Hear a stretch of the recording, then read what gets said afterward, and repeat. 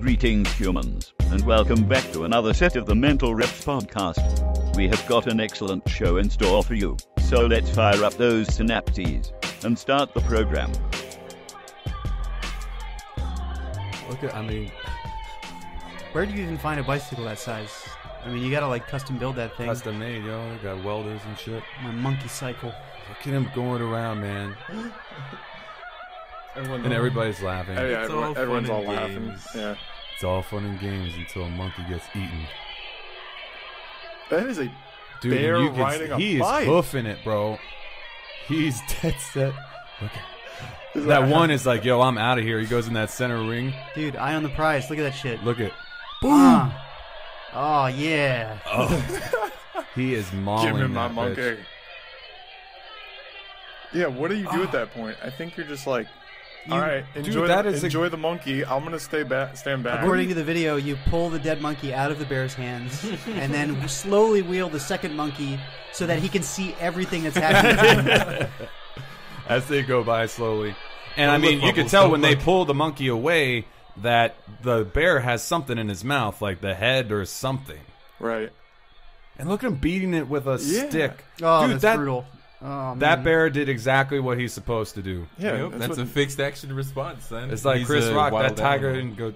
That tiger didn't go crazy. That So- tiger went tiger. Same shit. So nature just was doing nature right there. On bicycles. On bicycles. Yeah. Somehow.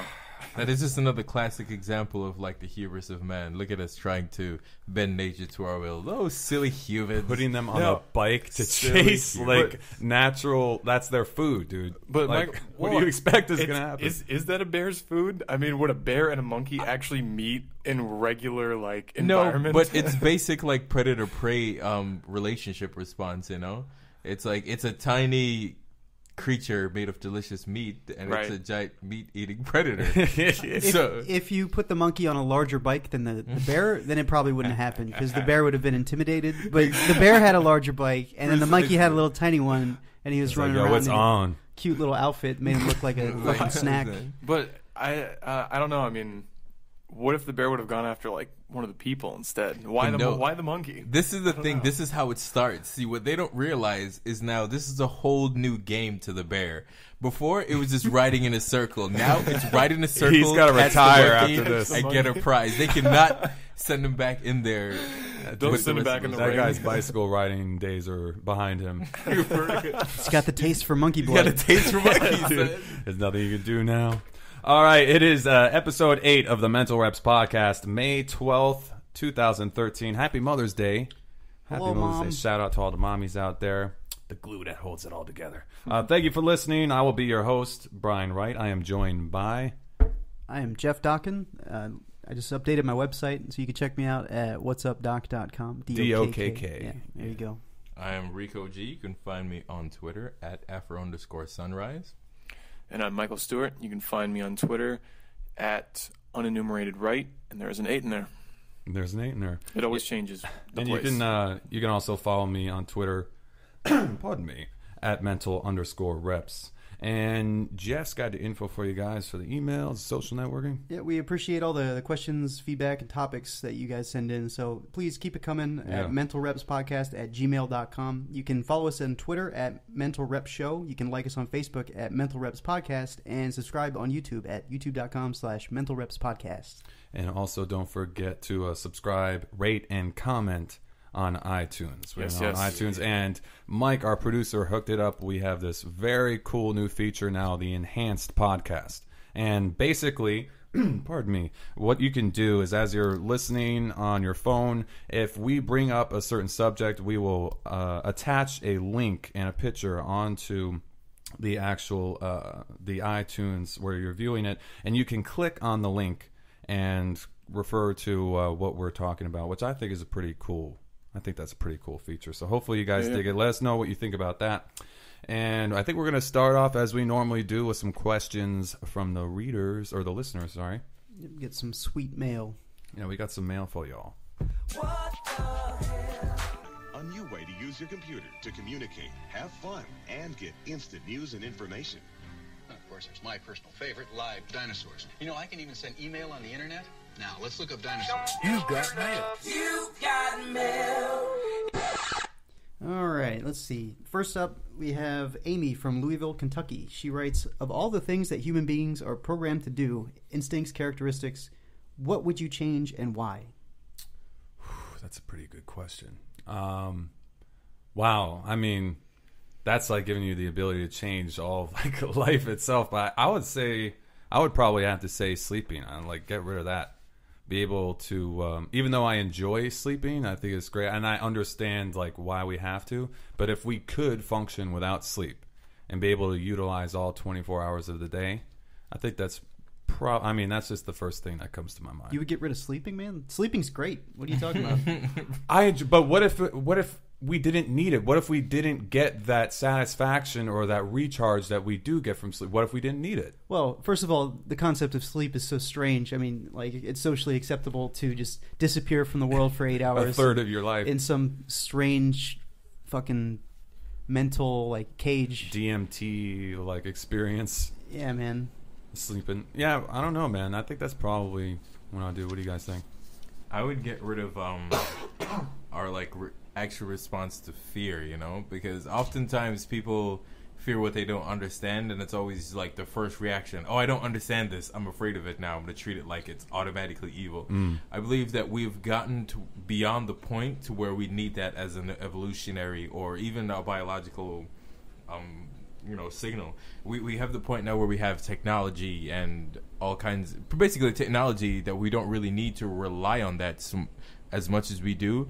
And nowadays, that serves more to hinder our social development and growth as people, more so than it does to actually prevent us or protect us from harm. Like, danger is a very real thing, but fear is like often a fabrication that we come up with in our mind. I gotta clear up my throat. Sorry, go ahead. I don't know. I think it's all that maybe hate. I think I would change it. Just get rid of it. Hate? Yeah, I mean, then we wouldn't be able to have the Hater Hall of Fame. But I like it. There's a time and place for hate. Don't get me wrong. Yeah. But I don't know. Like this. I don't. Maybe hate not. Makes hate. the world go round. You can't get rid of hate though, because that's true. It's a part of balance. So maybe it's like the yin and yang so maybe of it all. empathy. Maybe I would increase empathy because that would help decrease the amount of hate in the world. Word. I think. Yeah. Because I think a lot of hate just spawns from not trying to empathize with other people. You're right, they're wrong. You can't put yourself in their shoes and where they're coming from. So I don't know. Yeah, we gotta find a better way of communicating with each other. That's for sure. I mean, or at least improve on it, because, dude, I think that's one that's one thing. Oh well, I'm not sure about previous generations, but our generation suffers massively from that. Is the inability to properly communicate with each other. Absolutely. That was a good question. Well, I'd have to say breathing. I would get rid of breathing. Hey, scientists are about to do that now. Yeah, that's crazy. I would have people breathe through osmosis or like photosynthesis. Just get your power from the sun. Word. I don't know. The Superman effect. Breathing is so friggin' taxing. You want to be like Kevin Costner in like Waterworld and just be able to free dive as low as you want, be able to stay down there forever, and be able to have full access to both the underwater world and our world. Nah, fuck him. I'd rather have the ability to like not need oxygen to travel long distances, or like space travel or underwater or something. Interesting. But with all of those, you'd need more evolutions. Hey man, we're talking about changing the way people physically are with their traits and shit. So don't give me that science. None of that science nonsense. All right. Good question. Thank you, Amy. Moving on, our first overseas listener, I think, Troy from London, writes, if you could star in a buddy cop movie with anyone from history, who would be your partner to fight crime? Damn, that's a really good question, man. Ooh. All right. What Rico, I feel like, do you have one yet or no? No, I'm thinking of like all the buddy cop movies, but I don't know who would be like. Actually, I do. Jason Statham. That's who would be my partner in a buddy cop movie. Heard. Nice. Hell yeah. What about a villain? Who would you be fighting against? Mark Strong. He's also another British guy. See, this is appropriate because this was asked by a listener from across the pond. Everyone that I choose is a British actor. Nice. So, have you ever seen Robert Downey Jr. Sherlock Holmes? Have you seen Sherlock Holmes? Yeah, of course. You Yes. remember the villain in the first Sherlock Holmes movie, the one that's not Moriarty? I'm trying to remember. Have you ever seen Kick-Ass? He's also the dad in Yes. Kick-Ass. Oh, Yeah, yes. That's Mark Yes, Strong. He'd be nice. my villain because he's an awesome Nice. bad guy. What do you think, Mike? I think I would probably choose someone small and scrawny to be my cop. So like Chris Kattan or something. Yeah, yeah, there you go. Buy a boat. Yeah, him or maybe Danny DeVito. We talked about Danny DeVito not so long ago on a podcast. Damn. Probably Danny. Well, you wouldn't get much crime fighting done, but it sure would be interesting. It would be really hilarious. funny. Yeah. You'd have to be a really good detective. Like And which Danny DeVito though? Like Danny DeVito from It's Always Sunny in Philadelphia. Danny DeVito from Taxi. No, like Twins. Danny DeVito from Twins. That's exactly what I was thinking. So maybe I'm putting myself as like Arnold in the situation. Mm-hmm. Definitely not as big as Arnold.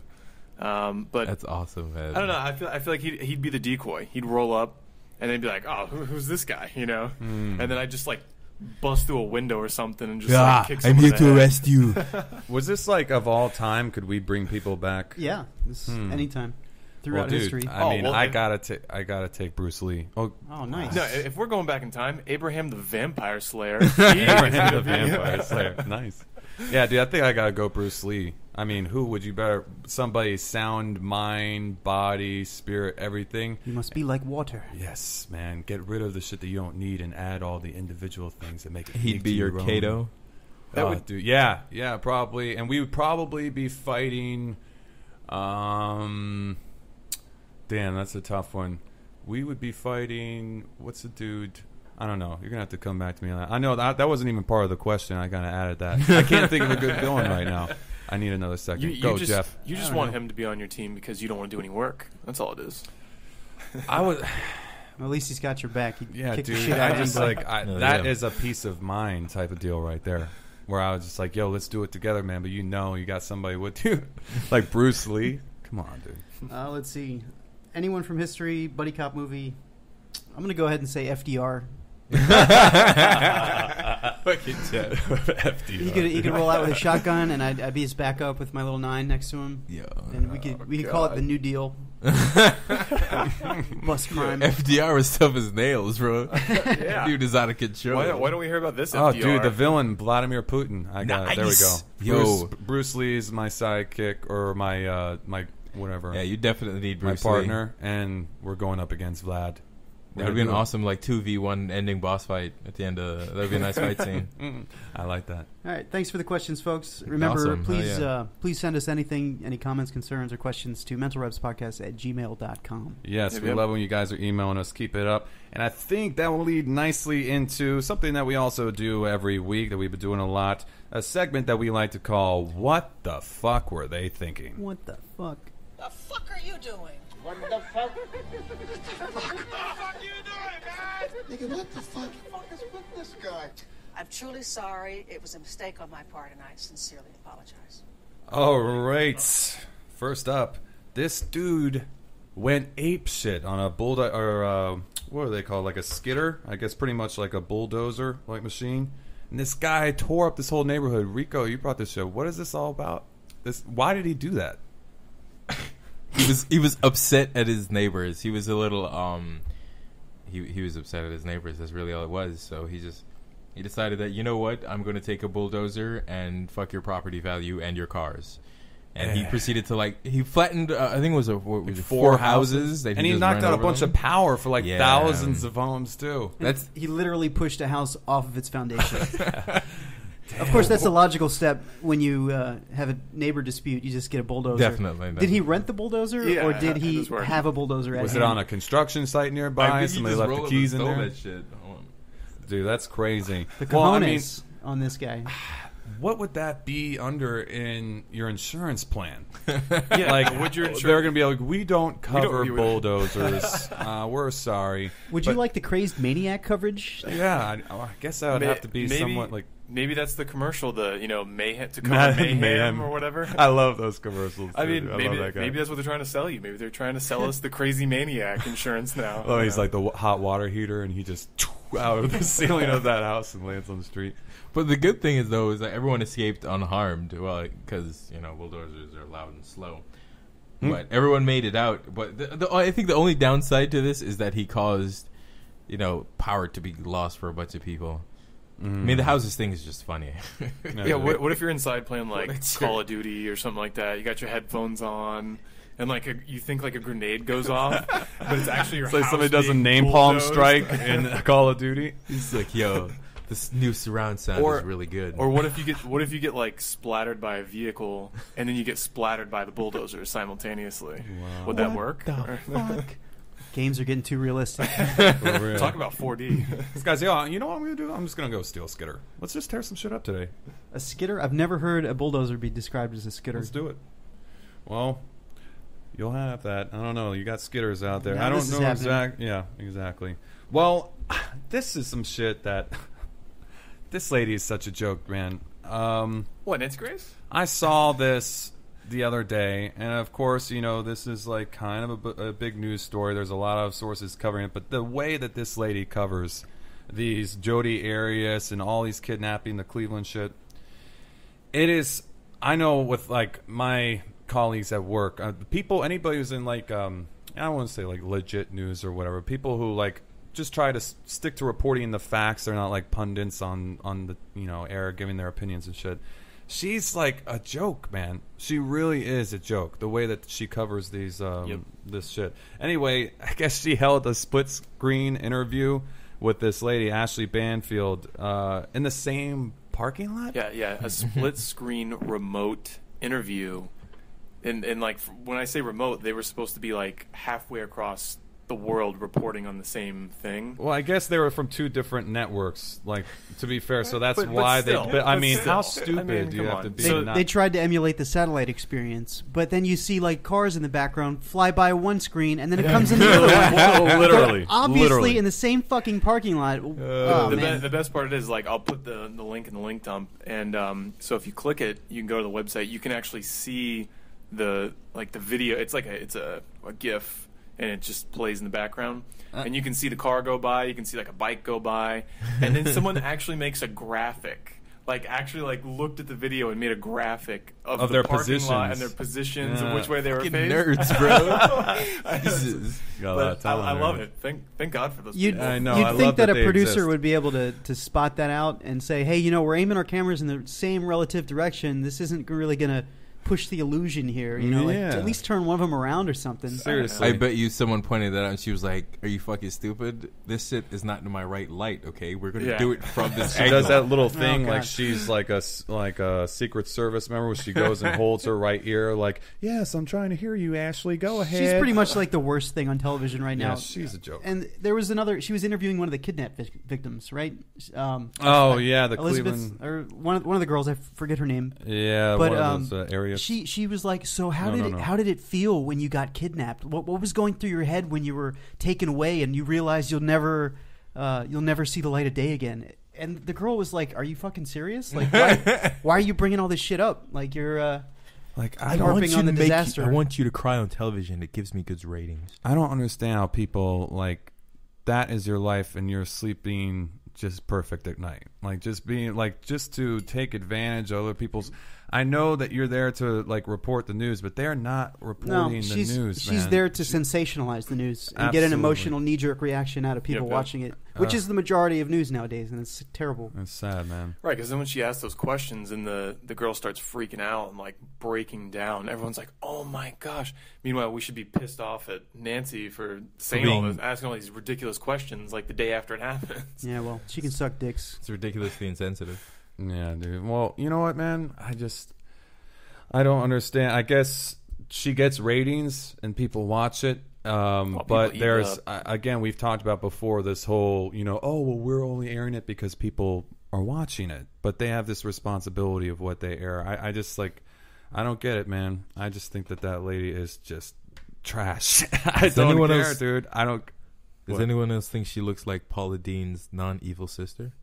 Non-evil sister? Well, she doesn't look evil. Paula Dean looks way more evil than No, Nancy I Grace. disagree. Have you ever seen her creepy smile that looks the same way in she every says, picture? olive oil. Olive oil. Like all her pictures, she's like, her eyes are wide open and they're super beady and they're creepy ass. Dude, I don't know. Could you imagine waking up in the morning for the rest of your life and just turning eating over butter, and seeing Nancy Grace's face and just God. like, Where were you last night? Oh my god. I'd Yeah, I'm rather good. die, man. Easy. Paula sent us another butter cake. We were supposed to eat it. Yo, dude, Paula Dean, like, I don't know, man. If a woman makes you a great meal, like, that makes up for a lot of shortcomings. Great meal with like 3 sticks of butter. Yeah, what's the mile of all? All I right, mean, who needs to live past their 60s anyway? for real. This guy, I can't even understand. This is one that, you know, is just hard to wrap your head around. Dude shot his 9-year-old cousin at a Halloween party. Well, I guess he just had his day in court. That's where we're talking about it now. But his little cousin was dressed as a skunk. So his mom says, all right, I'm scared. There's a skunk outside. You need to go shoot it. She puts the flashlight up. The guy takes aim and fires. And it turns out to be his 9-year-old cousin. It's Halloween. That's one big skunk. What the hell are you thinking? What skunk gets that big? Amen. But why do you need to shoot a skunk? That's kind a of in really the good first Like, place, question. period, you know? with a rifle. It's like this entire story, like it doesn't make sense from beginning to end. Yeah, it's like how did that happen? I guess he got 2 years probation for this shit. And he asked, like, yeah, she used the flashlight. He fired. She was dressed in dark clothing with a white tassel on a hat. Oh, that's why. You know, It's So a maybe, tassel, bro. But Yeah, how? If that's he it. was aiming, then this guy's a horrible shot. Then, because if she had the tassel on the hat or whatever, he had to have been aiming for the head. And if this girl survived, I'm guessing that he didn't get her in the head. I don't So know, there's man. a lot of shit that doesn't. I just don't know, but I mean, have you guys seen a skunk in real life? Yes. Okay, Yeah, yeah, once. because I lived in Oklahoma. They're We not had- very big. No, they're not. They're not big at all. And we had this skunk that would come around all the time in Oklahoma, and because we had like 2 undeveloped like lots near us. Did you shoot it on a holiday? So no, I did not. No, we didn't shoot it though. But my dad went outside to like, you know, find out where this thing was like living, so he could like get rid of this thing because it just smelled up the entire neighborhood. Don't tell this story to History Channel. They'll make a TV series out of it. So Skunk Hunter. So he goes out there and the skunk spots him, and I'm looking out. My brother and I are looking out the window, and the skunk spots him, and like the tail goes straight up, and you know my dad's across the street, and I'm like, oh my god, I'm like, I hope this thing does not chase after Dad. It's happening. Sure enough, It's happening. My dad's outside barefoot. It's like 9:00 at night. And it's pitch black, and then he just starts hauling down the street. I mean, this skunk is in full chase, and my dad is dead sprint down the street. No. So he is running as fast as he can, and my brother and I are just crying watching this. So then we just hear like bump, bump, bump, bump, bump, bump, bump, bump, you know, and he's like, and he runs up to the front of the house. He like dives in the front door, shuts the door, and the skunk's just hanging out on our front patio. Wow. He's itching to squirt. Yeah, so eventually the skunk never came back. But I mean, I don't know. That was just hilarious. Any to see my little dad get chased. Tiny critters chasing you, and you can't, like, you know, judge what their next move might be or whatever. You don't know what they're capable of. Like, a skunk chasing you, dude, I would be scared as shit. I don't give a fuck. Look at the I bright don't side. like I'll that tell you what, it does not come out. I have smelled It's the someone who's been tomato skunked. paste or something you gotta use, Tomato right? juice bath. Anything Tomato juice? anything acidic that has a really strong smell should do. But it's rough. Like, That's like- it's rough to get out. Well, if it's chasing you, it can squirt on you. Speaking of That's what she said? squirting, Air Force's sexual assault prevention chief arrested for sexual assault. Oh yeah, he was given a naturally. demonstration to the class of how you're not supposed to do it. Dude, So do we call this irony? yeah, Lieutenant Colonel Jeff Krasinski shows signs of struggle on his face in the mugshot. Anyway, yeah, this guy, I guess he approached this chick in the parking lot and he grabbed her tits and her ass, and she said she tried to fight him off as he tried touching her like more and more, and I guess she called for the police. And I guess this broke a day before the Pentagon was scheduled to release the new figures, like showing a huge rise in sexual assaults in the military. Wow. So it's like perfect Days timing. since sexual assault incident. Who Zero. fucking does that? Who So- walks up to a stranger in a parking lot and grabs their tits? Well, I read an article that said that, don't quote me on this, but I believe the statistic is a female soldier is 30 times more likely to be sexually assaulted by a fellow military, person than they would die in combat. Wow. So I mean that's it says right here, That's pretty rough. 26,000 service women experienced unwanted sexual contact, up from 19,300 2 years ago. And I mean, they're like, yo, how is that like acceptable? I mean, it's kind of weird though. There's a big, therefore again is like the issue, and you're like, bringing women into like this like very like military, like, I don't know, Rico would probably have a lot more insight into this than I would. I'd say it has nothing to do with women and everything to do with not telling people how to respect other people. It has really nothing to do with men, because men or women, it has everything to do with because who would respect. do that in their right Precisely. mind? It doesn't even matter if it's a woman. You don't go up to someone who is not you and start touching them in public if you don't know them. It's fucking. That's just human. It's common decency. So it's like, and it sucks, but unfortunately, people need to be taught common decency, or at least be aware of it. Do you think that was his pickup line? He's like, "Hey, babe, I'm the sexual assault prevention officer." Yeah. Like, let me touch them titties. Yeah, dude. Let me. There's motorboat one way you. to prevent this sexual assault, and that's you saying yes. Yeah, dude. Damn, dude. I like this that. guy is again, like, how do these people sleep at night? Like, I don't understand. Like, talk about a completely conflicted like way of living your life. I know, right? It's like, how do you operate and like you can't claim maintain? ignorance, bro. You teach the fucking classes. It's like your life is a constant lie, bro. Like, how do you do it? Like, that's how much energy does that take?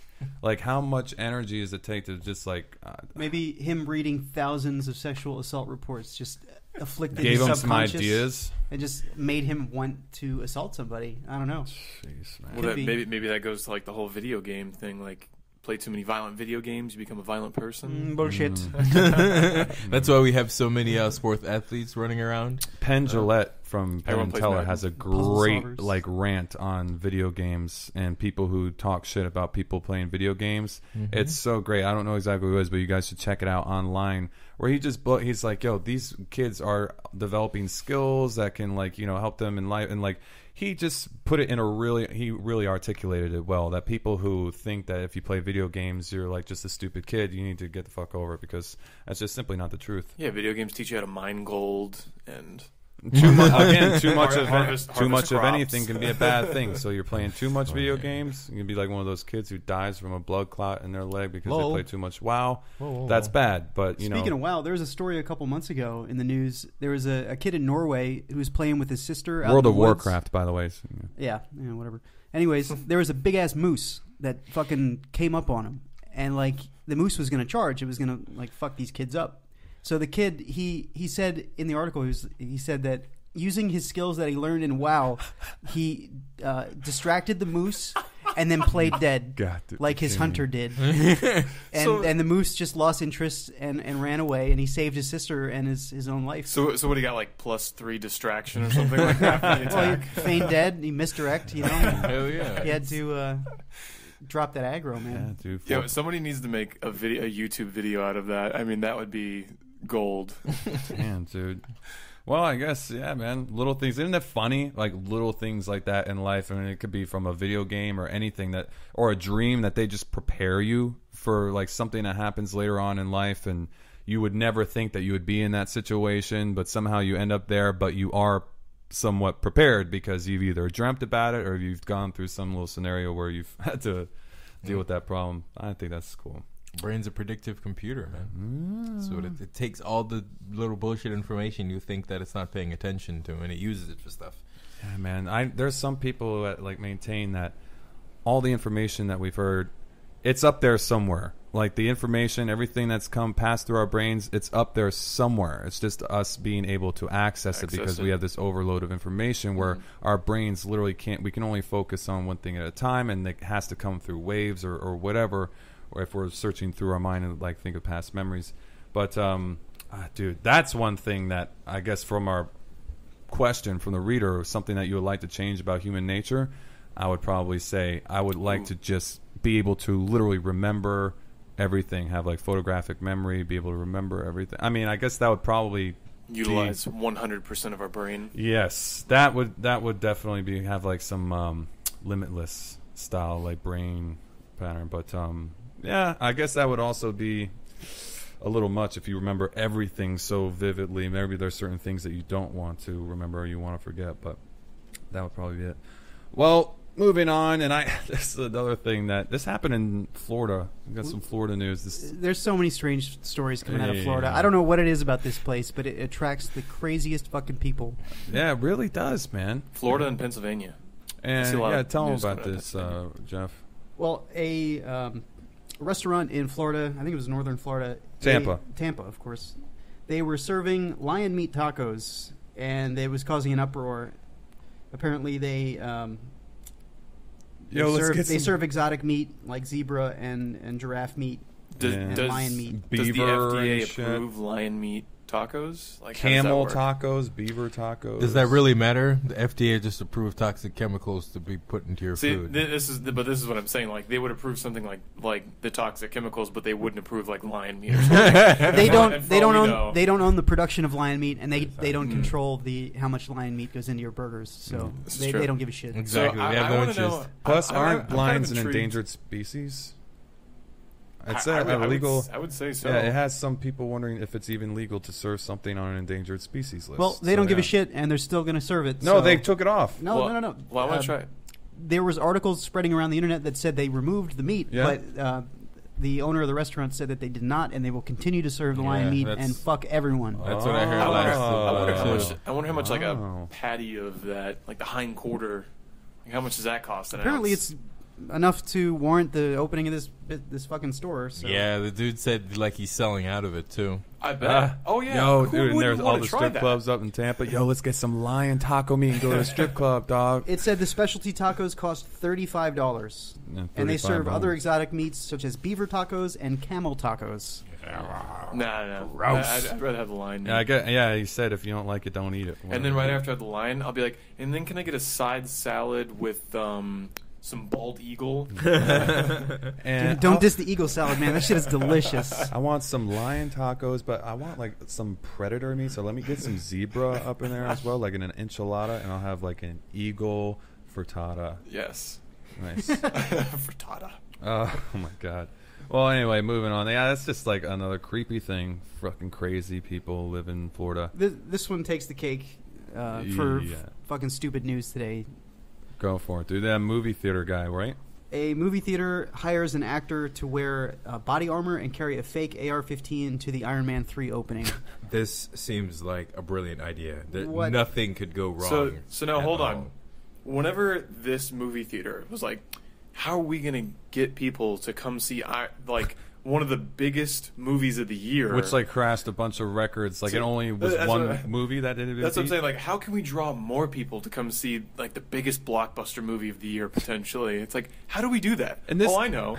Let's just try and reenact something that happened in Colorado. This guy, the gall that this guy has, like talk about like a manager and this guy thinking too much of himself or thinking, I don't know what this guy's thinking. His poor decisions. But he said that he has no regrets about it, maintaining that only a few people were upset while hundreds were amused. And this is like, this guy, you are a manager of a movie theater. He said, my job is to entertain people. No, it's not, dude. No. Your job is to manage a movie theater where people go to watch movies to be entertained. No, you do not need to do the entertainment. Now, I have my concealed weapons license, and I carry from time to time. And one of the places I carry, like every time I go, is the movie theater. Always have, always will. I don't know, like there's always been something about a movie theater that just kind of like creeped me out from time to time. And you know, and like the thing happened in Colorado, and like that doesn't like scare me or like jar me or anything. But if this guy were to walk into my movie theater dressed like this, carrying an AR-15 with a a Glock or a 9mm on his side, I don't know. I mean, I honestly don't know. Like, because that's the thing. Like when you're carrying a concealed weapon, like you are risking so much by carrying it in the first place, and you have to accept that risk before you carry it. But at the same time, it's like, why on earth would they sign off on this? Yeah. Why? Why would the... And people who have, like, PTSD and, like, war veterans and stuff, the guy that reported this story, he said, John Mollick, he was a retired Army veteran, he saw the guy walk into the theater, and right away it brought back all those memories of him, like... in the the theater of war and shit. What if like he snapped? You know, like that knee-jerk reaction that he was always taught when he was in the military. What if that came back out and he just starts viciously attacking this guy because that's like his natural instinct, you know, and he like beats this guy to death or something. And I mean, you don't know. Like you have to be smart, like in life. And let's get a bunch of dudes to pretend to rape chicks. I mean, how we're just gonna get them to go out there and like fondle them a little bit, but then we're gonna stop before there's like full penetration. I mean, nothing really bad happens. Cops are always shooting kids across the nation who have fake guns but look real. You know, like a kid points a fake gun at a cop, and the cops unload on the kid because you don't know if that gun's real or not. You know, and you don't even need a gun anymore. You just need to do something wrong. Right, but I mean, like wearing a hoodie. Yeah. But I mean, this is an extreme form of that. This is like the extreme form of that. I don't know. This asshole, Bob Wilkins, fuck you, man. He says he has no regrets now, and that a few people were upset while hundreds were amused. That's what I said earlier. Yeah, I know. I'm just having to repeat that because you're such an idiot, Bob Wilkins. My job is to entertain people. Fuck you, dude. Only a few are upset. Well, now like half the nation is pissed off. And you look like an asshole, bro. Like, and when you come off like a pompous, like arrogant dick, when you're completely unrepentant and like about no the one issue. should go to that movie theater because of this. Like, I'm serious. Like, they should be straight boycott. What the hell does a guy in tactical gear and an AR-15 have anything to do with Iron Man? Exactly. Yeah. What well, the you know hell? that you know that one scene where there was no dude. That doesn't make any sense. I thought Iron Man carried an AR-15 in this movie. And this is like I must have this seen a different movie. poor guy like has Iron people that work underneath him. That like this is like a very real thing that everyday people we all have to deal with is we go to jobs where we have fucking moronic managers. I bet you there are at least 5 people that told us, dude, I don't really think that's such a good idea. I mean, you don't know what you're talking about. No, my job's to entertain people. Is it sort of upheaval about gun control? This is might not be the best time. I love how they say like they hired an actor. What, some guy who just happened to have it's probably Bob Wilkins' son. Is this body guy armor trying to and- break into the movies or something? He's hiring actors. He owns a movie theater. Like, bro, are you living in some little dreamland where you think that you're like you've got like a golden ticket to a movie theater and you're just like, I don't even know what. I mean, if this doesn't define the section that we're talking about right now, The fuck were you thinking, Bob Wilkins? Jeez. Bob. And Rico is going to get us started off. We've got another thing. Rico, what's happening? Oh, shit. Is it time for the new segment already? I think it might be, dude. Let's hit it Alright, to we're him. going to move on to our champions of evolution. Whenever man defies the laws of common sense to bring about their own destruction, they surpass the common man to become a champion of evolution. Champions of evolution. I love This it. week we have... Dude, if you don't mind, I'm going to do the first one. Go ahead. Because this one I found, and I love thinking about it. I love thinking about how it all happened. This woman threw an 8-inch kitchen knife at her boyfriend after he farts in her face while they're watching TV. That must have been the most rancid, disgusting fart to warrant a knife. No, I think what happened is probably wasn't the first time. I think what happened is he probably did it a couple like 3 times strikes, before. you're out, and bitch. she's like, "Bro, seriously, that's not funny." He was like, "Come on, it's so fun." well, hold on though. If you continue reading the article, this chick was arrested 8 times in the past 8 years. Nice. So this wasn't like the first time she had done some like pretty stupid good record. stuff. So no, yeah. Batting Why a would? thousand over And here. if you saw her picture, like, dude, that's totally a bitch who would get farted in her face. Like that just looks. She deserves it. She looks like she's like asking for it. Like she looks like Joe Her whole Camilla. life paved the way for that moment to happen. But fuck, man, yeah, that's horrible. What we got for the next one? We also have I love this one. A man electrocuted after shooting down power lines with a rifle. Oh, what a jackass! Like, I guess he had to have touched like a live line or something because you can't get electrocuted from shooting. No, yeah. A live It line. probably fell on him. Well, this is what happened. What happened? People are harvesting copper lines all across the nation. Big, huge in Florida. Been huge. happening for long and growing. Yep, because Huge. copper is expensive. And copper is only getting more and more expensive. And so once the recession hit, like a huge surge in stealing copper lines, like spiked all across the nation. People are literally making a living by stealing and copper making wire. tons of money doing this. So sometimes people will lose power, and like a whole section, like a whole neighborhood or something, will lose power, and they'll report it, and then the power company comes out, and they're just like, oh, I think we found the problem. We're just missing like a mile of wire. I'm serious. So this guy, he had his rifle, and he shot the wire a few times. It finally broke, fell to the ground. So he went over to grab the wire. Like you do. It's still live. And not only is it still live, it is actually touching the ground, and it's completely grounded at this point. So the only thing... What a dick. So now the electricity, you're touching the ground, the wire's touching the ground. This is a straight live wire. Bzz, you're done. I don't understand. Again, like it's like one of those things, a deadly freaking just lapse of momentary judgment. You're like, dude, that's the thing.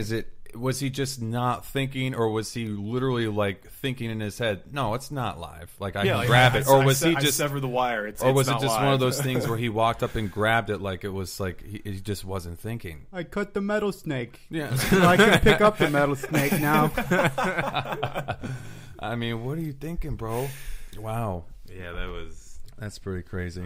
And I didn't think any story could top that in terms of sheer stupidity, but sure enough, there was a man in Florida who got killed by a freight train while listening to his headphones. Yeah, Florida. Woo! Florida is really setting a great precedent here for stupid news. Yeah, I guess this guy, he was hit and killed by a train, and police say, I guess his name was Kevin Scott. This guy, he was wearing earbuds at the time. He never heard the sound of the horn, which I don't know, again, how loud you have to be listening to your damn music if you can't hear a train horn. Like, you're walking. He was hit by the actual train. When you're that close to the train, you can feel it. Son. Right. You can feel Especially that shit. a freight train. Yes. Yeah, how do you not feel the vibrations of it, at least through the like tracks?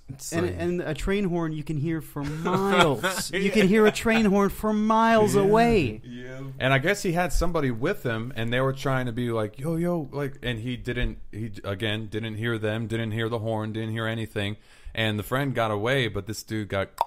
he was just the nuns. See, now the story doesn't make any sense. See, there's no way. Yo, if it was too late, it's dude. Me and you that are walking across the street and I get hit by a train and you didn't, both of us failed. Yeah. Both of us failed. He could have grabbed this friend. He could have touched them. He could have been like, hey, nigga, train. Something. But it's like... What he just like, yo, Bob, like you're walking into a train. Yeah, stop. Train's up. You got hit by the train. Like, did it happen that fast? They both have their headphones in, and who was like walking around with their friend, and they're both just blasting music in their headphones, not paying attention to each other. And how do you laugh and joke with each other with headphones on? Yeah. I don't. Maybe he got pushed into the train. Yeah. It was a setup. That's what it's kind of Maybe it sounded was. like. Maybe he was like, my friend, he just maybe needs this to other die.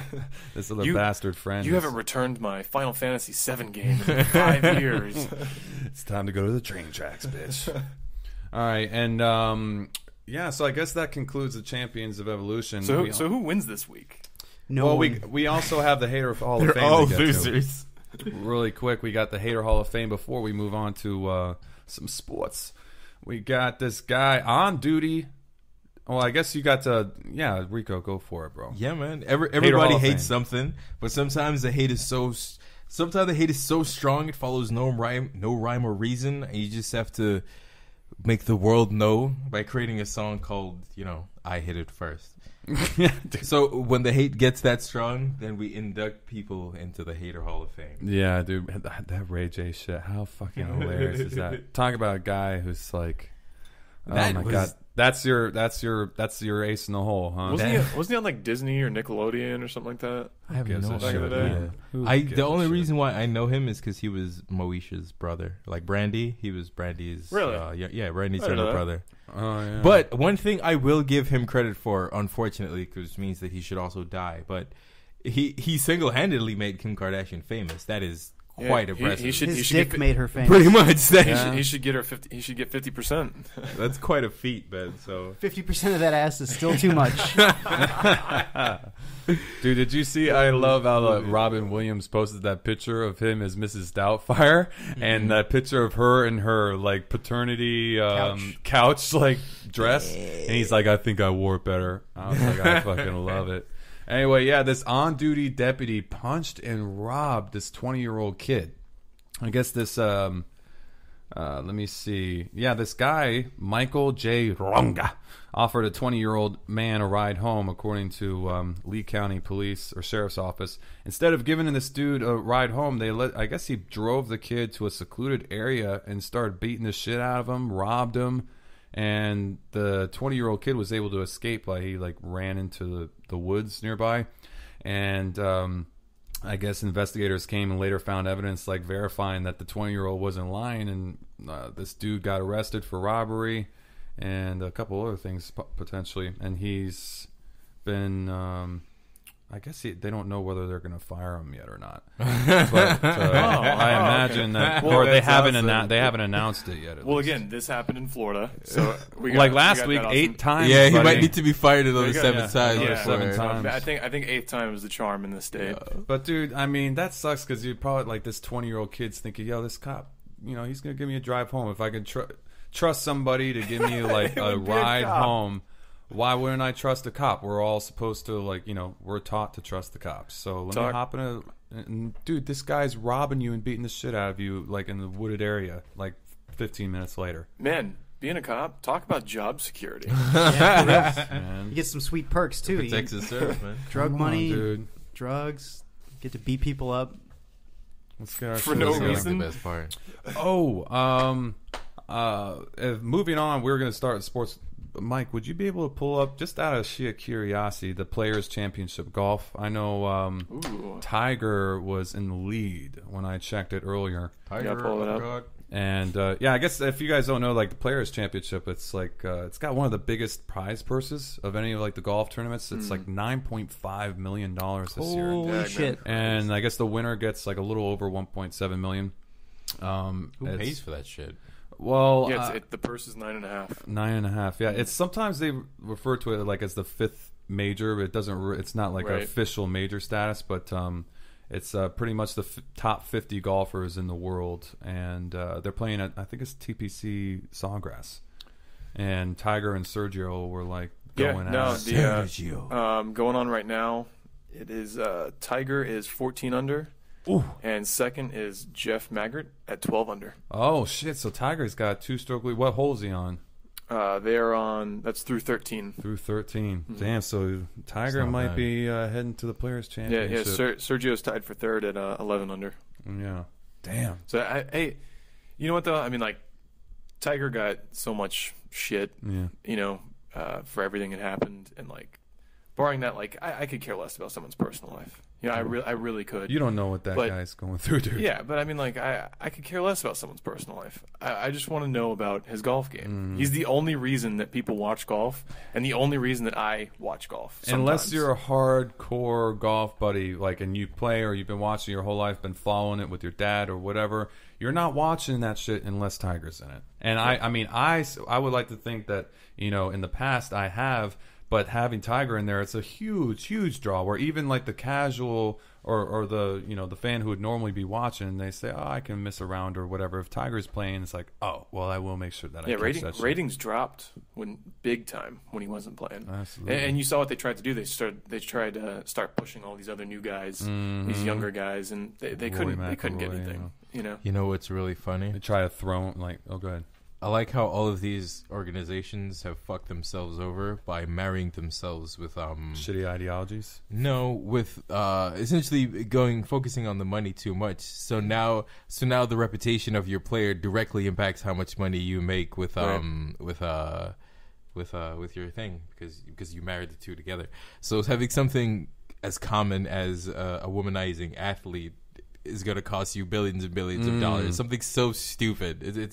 So funny. It's crazy because I think that really they were doing it a little bit before, and with Magic Johnson when he came out with AIDS and everything. Yeah, there were something transcendent like that. But really, it was like Alex Rodriguez when he was going through a lot of that shit, and TMZ created the sports division. Yep. And it was TMZ Sports, and they started covering these dudes like they did like celebrities, like actors and actresses.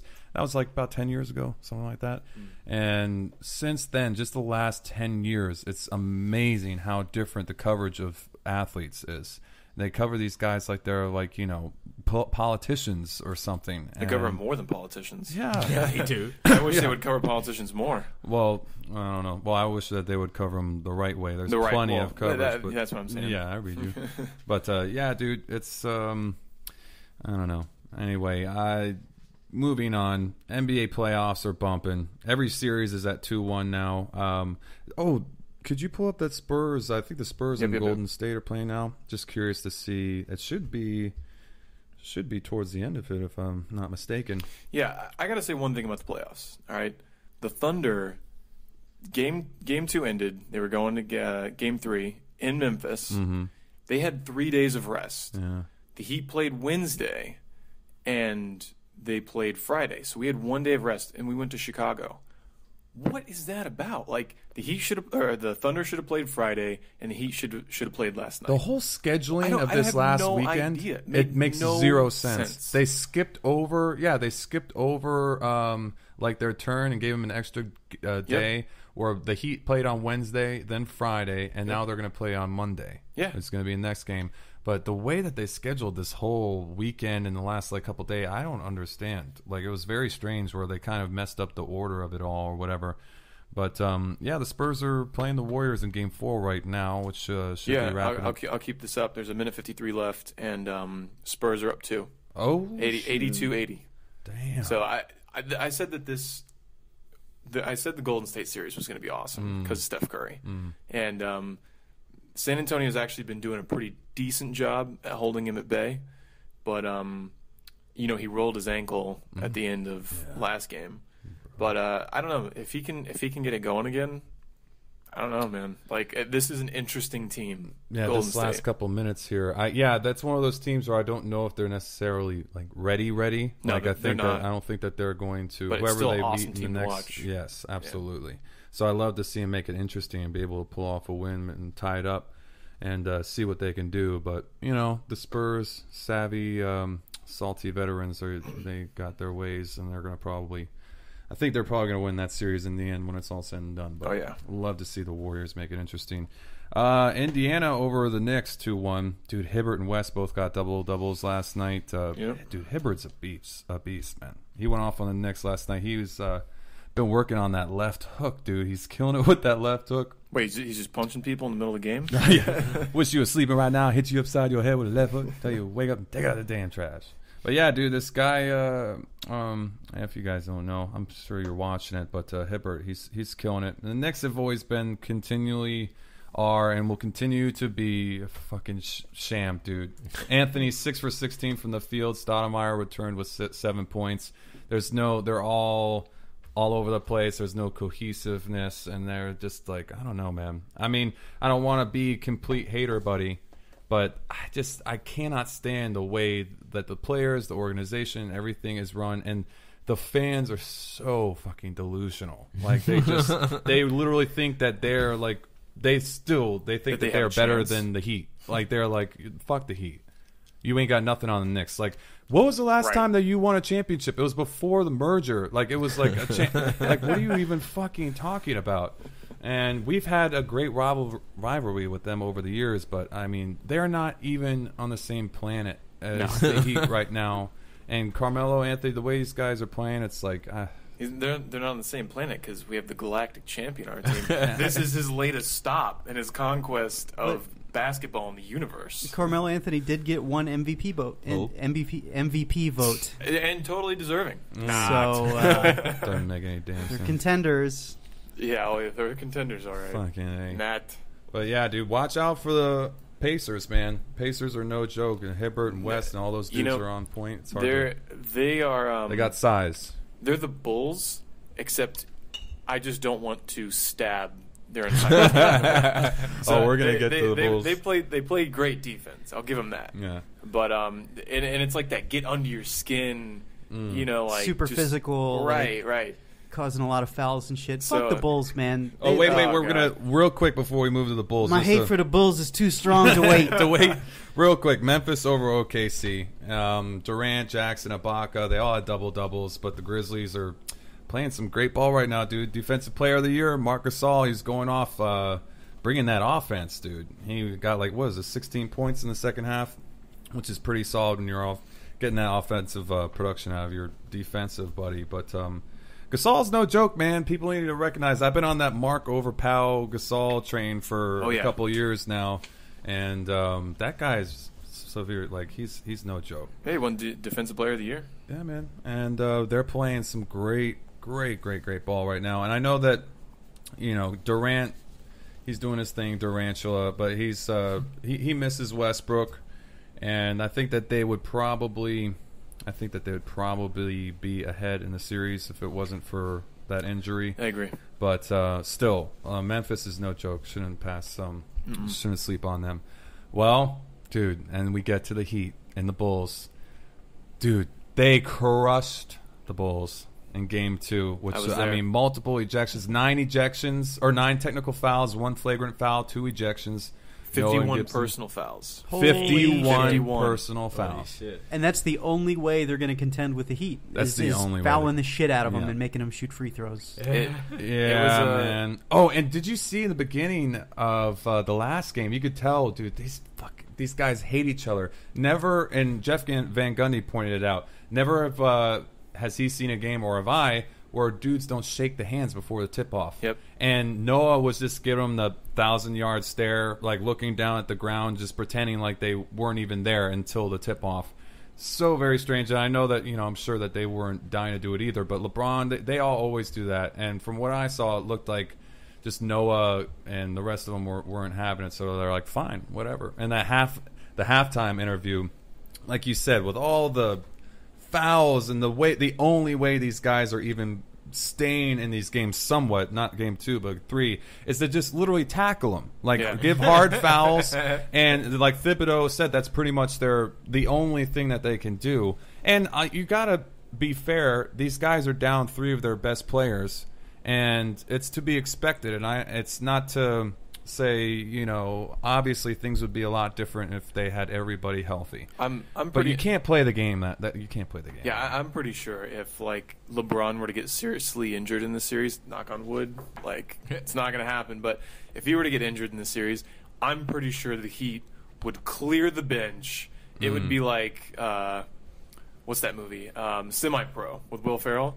And they would just go to commercial break, and they would just start beating some ass. I mean, well, it's crazy because the tempers started going off in the first quarter when you saw Birdman, he blocked Nate Robinson, and they fell to the ground. He fell on top of him. It was the cleanest thing ever. And albeit he didn't exactly jump off, but when he fell, he put his hand down and arced over his body and fell. And he wasn't laying on him, and then he just kind of casually got, he was taking. He's in the process of getting up, right? And then not doing anything wrong. Noah just comes and shoves him. What? Yeah, dude, he wasn't doing anything wrong. Just shifting his weight off of Robinson so he could get up. If he wanted to, he could have really smothered Nate when he landed on him, but he didn't. In Joakim Noah's defense, his small turtle brain was raging so hard that he saw the attempt from Birdman to keep Nate Robinson on the ground, so he rushed over and pushed him. So that was what started it off right off the bat. And then in the second, Muhammad, and this is Game 3 we're talking about, he fucking just tackles LeBron. Straight shoves him. He wraps his arms around him and bull rushes him in midcourt. And LeBron's trying to shrug him off a basketball play. If somebody tackles you, that's the basketball way of dealing with it. You're going to get off me, whatever. He did some crazy judo shit, and he just spun around really quick and misdirected his body mass, and he just fucking flew to the ground. And of course, Muhammad, he acts like a 13-year-old kid on the playground. Just he gets up, pushes LeBron down, and as I was watching the play, of course, another fight ensues. But you're watching the play, and I feel like LeBron probably could have kept his balance and stayed up, but he knew if he goes down, and he's going to take advantage of this little jerk-off who can't keep his cool. Kick his ass out of the game. Kick him out of the game. You don't need that shit. Well, LeBron knew somebody was behind him, and like you said, like it looked like he probably could have been able to stay up. It would have been like one of those 3-4 steps stumbling backwards. But I think he just fell initially because he was worried about stepping on someone's ankle behind him. Yeah, like he put his feet out. Yeah, he like literally just kept his feet together and just like shoo. And, just, and like, plus, shot I mean, backwards. the guy's a huge dude. If he gets enough, it's not like LeBron is like a statue. Like he can't be pushed down. He would have. It's just I was watching it. They And I gotta was do a like, I fight. wonder if LeBron actually could have. But yeah, like that's a pretty good point. If I think he LeBron didn't falls in want to the roll his ankle. forest, does anyone hear it? But this guy, No, dude, but talking about slow your roll, dog. Going Like, back to game 2, that was one of the most. It was the most lopsided game I have ever seen, especially for the playoffs. What was the score at the half? Because I remember it was crazy. It was up like I think we were up 13 points at half, 13 or 14. It and then wasn't much. It was literally, I think it was like They had- 108 to but- 58 or something at Yeah. one they had point. doubled their score. Yeah. Yeah, almost. Yeah, and then the third quarter opened up. It was on. I mean, the Heat just absolutely went off and just demoralized them Yeah, in absolutely. the best Beautiful. way possible. Joakim Noah got ejected. Greatest thing on the planet. And I can't stand him. And that lady's flipping him off as he's walking out. Oh yeah, the lady who flicked them off, man. By the way, like that lady. Oh my god. Okay.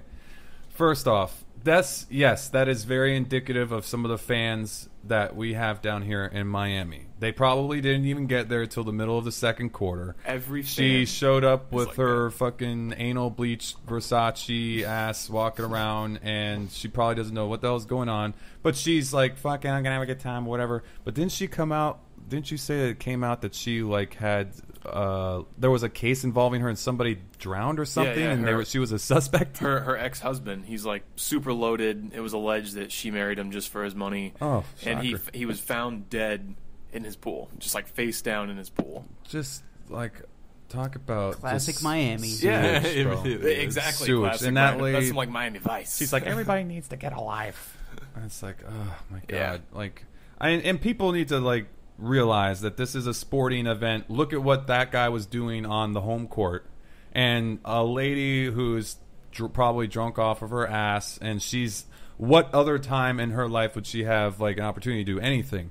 I don't agree with what she did at all. It was like, it's just like, ugh. I think that classy, especially women, dude. I would understand it a little bit more if some drunk ass guy did it, but I think like women need to have like, well, dudes need to too. Yeah, but it was Joakim Noah, so we can let this slide. Yeah. All right.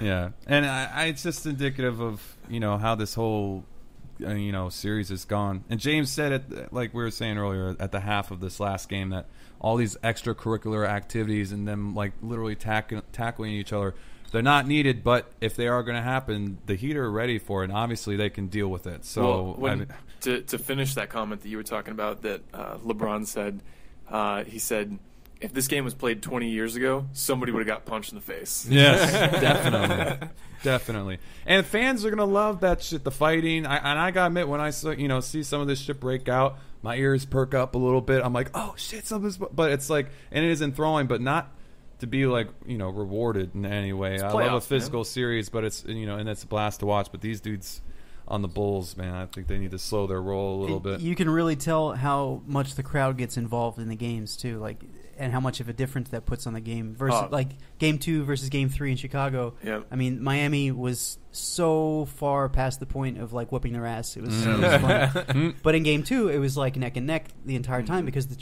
Chicago fans were just still into it, and they really wanted them to succeed. Yeah, my brother got a text message from our buddy Chris, who's a Bulls fan. After game 1, he sends, "See you at Slackers for game 7." Slackers is like this bar by the house. Yeah, right. And it's like, they were all, oh, did you not see what happened the year before last year or last year in the championship versus the Thunder? We lose game 1, we win 4 in a row. And it's like, again, I think they caught us sleeping a little bit. We were rusty.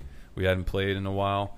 And but we're doing what we got to do now, though. It's so interesting going to the games because. Oh yeah, you were at game 2. Tell us about that. Well, just like the energy that you get in there. It's like it's such a to me, like when I go somewhere and there's a large crowd of people and they're all like cheering for one thing. As long as it's like not something like like some like serious like crazy Nazi stuff that we're cheering about. It's like a religious experience. It works both ways. Feel It works both ways. No, it really does. But it's like at a concert or something. When you just have that energy and that emotion and like Cole, Nate Robinson hit a 3, and he started talking so much trash to Cole. Mm-hmm. So Cole goes down. He goes to the wing. LeBron drives in, sucks everyone in, kicks it out to Cole. Cole hits a 3. Mm-hmm. He starts getting some confidence, right? So he doesn't say anything yet. So then go down. Cole gets a steal, passes it to LeBron, going back down to the other end of the court. LeBron again dishes the ball to him, and he hits back-to-back 3s. Then he just starts letting Nate Robinson have it. Yeah. And then from there on out, like, Nate was just like demoralized. Like, straight. Well, because then right after that, he went down the court and he was so angry he tried to throw up a floater, and he got charged with he got hit with the charge. So he got a charge called on him. So I mean, he was just trying to do too much at that point. And then like once the charge was called on him, I don't think he came back in the game. Because Thibodeau was just like, yeah, you're done. Like you're out of control. When Nate Robinson heats up, he fucking heats up, man. Yeah, like, he can. He can. But we're holding him at bay. Yeah, we're holding him at bay. From a player perspective, Nate Robinson is a pretty damn good basketball player. I mean, talk about like I don't know, just like the atmosphere of the game and everything. Like I thought that place was going to explode at one point in time. Yeah, and it was awesome experience. And I recommend everyone, like, basketball is one of those things where it's electric. Yeah, you can enjoy. There's a lot of action, right? You go to a baseball game and it's like, I mean, when you get into the playoffs, which the Marlins will never know what that feels like in the near future, at least this year, probably. But yeah, I mean, like when you get into playoffs, the atmosphere changes, But I feel like in a basketball arena, it's closed, it's a dome, only about 20,000 people in there, and everyone's just there's constant action, and the Heat are so electric. And they have such awesome plays. Like LeBron stole the ball at our end of the court, took it coast to coast, and just yammed it. It's like basketball at its pinnacle. The place just exploded. I hope that people appreciate that, man. Like you said, I really do. Like people, like the basketball at that level is unreal that they're playing. I was at the game, and Christina, whenever he stole the ball and dunked it, after that whole thing, and like the crowd kind of like settled down, Christina just looked at me and she's like, "He is Neo." See that transcendent shit where even like the girls are like, "Damn, this guy is off." He's the one. Yeah, he doesn't even see the basketball anymore. He just sees the code. He sees the dunk. And dude, the way that guy will get into the lane and the strength that it takes to finish the way he does when it has to like shift his body weight around, bring the ball back over, and get those layups where it's like. There's literally 5 hands like hovering over him, and he's trying, but he will just squeeze it in there. That one little, put a little spin on the ball off the background, and it's in. It's like holy shit. But so for any of our fans who are listening, and you are not a Heat fan, sorry, man, don't hate. Hey, dude. I mean, yeah, we try not to be like too homer, but I mean, the fact we are in a unique position here where. The Heat are on a grand, a large scale, like in national news. People know what's going on. So, if anything, hopefully you can give a little extra insight or a little more attention to it. You might not be hearing on. But they had the decibel meter at the Golden State game. Did you see that? They were showing that from time to time. They had like the decibel meter at the Golden State game. Oh, and they were showing it throughout the game. And I think it peaked at like 109 or something like that. Wow. That's loud. Yeah, that's really loud. Well, in an effort to power through real quick, Titus Young arrested twice in 15 hours. If you guys don't know who Titus Young is, he's this young wide receiver. He was playing for Detroit Lions, and he actually had a pretty good, last couple of seasons, but he was pulled over, I guess, last Sunday in Southern California for making an illegal left turn. I don't know what the hell that's about, but he was then arrested for suspicion of driving under the influence, and he was booked.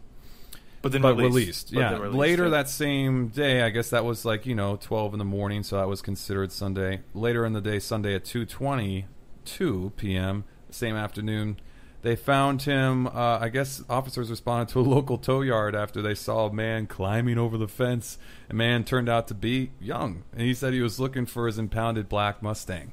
and he was just going to climb over the fence and I guess drive it out. Was he still drunk? I don't know what the hell he was thinking. That sounds like something a drunk person. Yeah, he sounds like he's still drunk. Again, he was arrested pounded. for burglary and Does he know that released. he can afford these things called assistants that will do the stuff for him? Dude, the you mean a thing taxi? is that a lot of people have come out and said that he needs to like get help, and they thought that he's, I guess this guy said, I thought maybe since I hadn't heard from him in a while, he was in some institute getting some help. That's what I figured, because the last time I saw him, I was shocked at the stage that he was in at the time.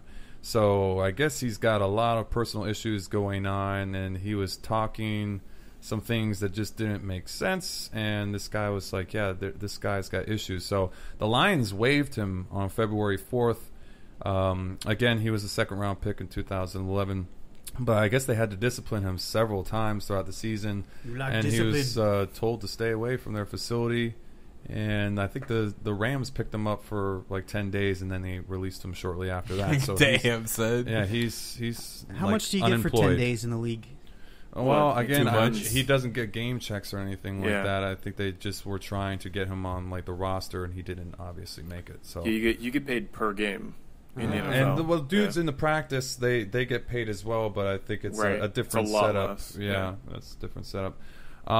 This is something that I was reporting about this week was Tebow, and this guy in Jacksonville, this lawyer, he was trying to set up like this campaign so Jacksonville Jaguars would sign Tim Tebow, but all these people came out completely against it, saying that although it's not necessarily against him, but the owner and the general manager have been saying for a long time that they don't want him, so they were saying that everybody needs to just chill out, and I guess it was a direct response to that. And did you hear about that White House petition that they started up trying to get, which they ended up taking it off the website because it's like, dude, that's not what this is for. People like try and get Tebow on the Jags, they're going to get a response from the White House, so they took it off. Guys, but they're trying to steal our freedoms and our rights, but we need to get Tim Tebow on the Jaguars immediately. Well, wait. So this isn't a valid petition, but yet they answered the Death Star petition. I mean, come on.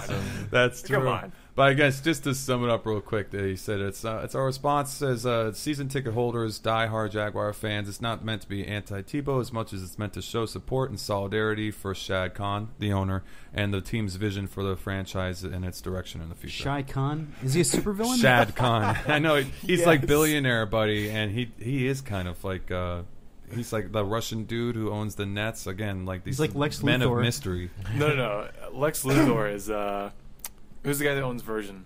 Oh, fucking Richard Branson. Sir Richard Branson. I mean, if that's not the next he's Bond- way too Bond nice villain. to be Lex Luthor, dude. That Maybe guy. the nice is just a facade. Exactly. He's actually an evil supervillain. Then he's a very, very terrible Lex Luthor, because Lex Luthor didn't even bother to put up a facade of niceness. He was just a straight up asshole. Then he's a Bond. You know, my dad always told me land. Yeah, real quick.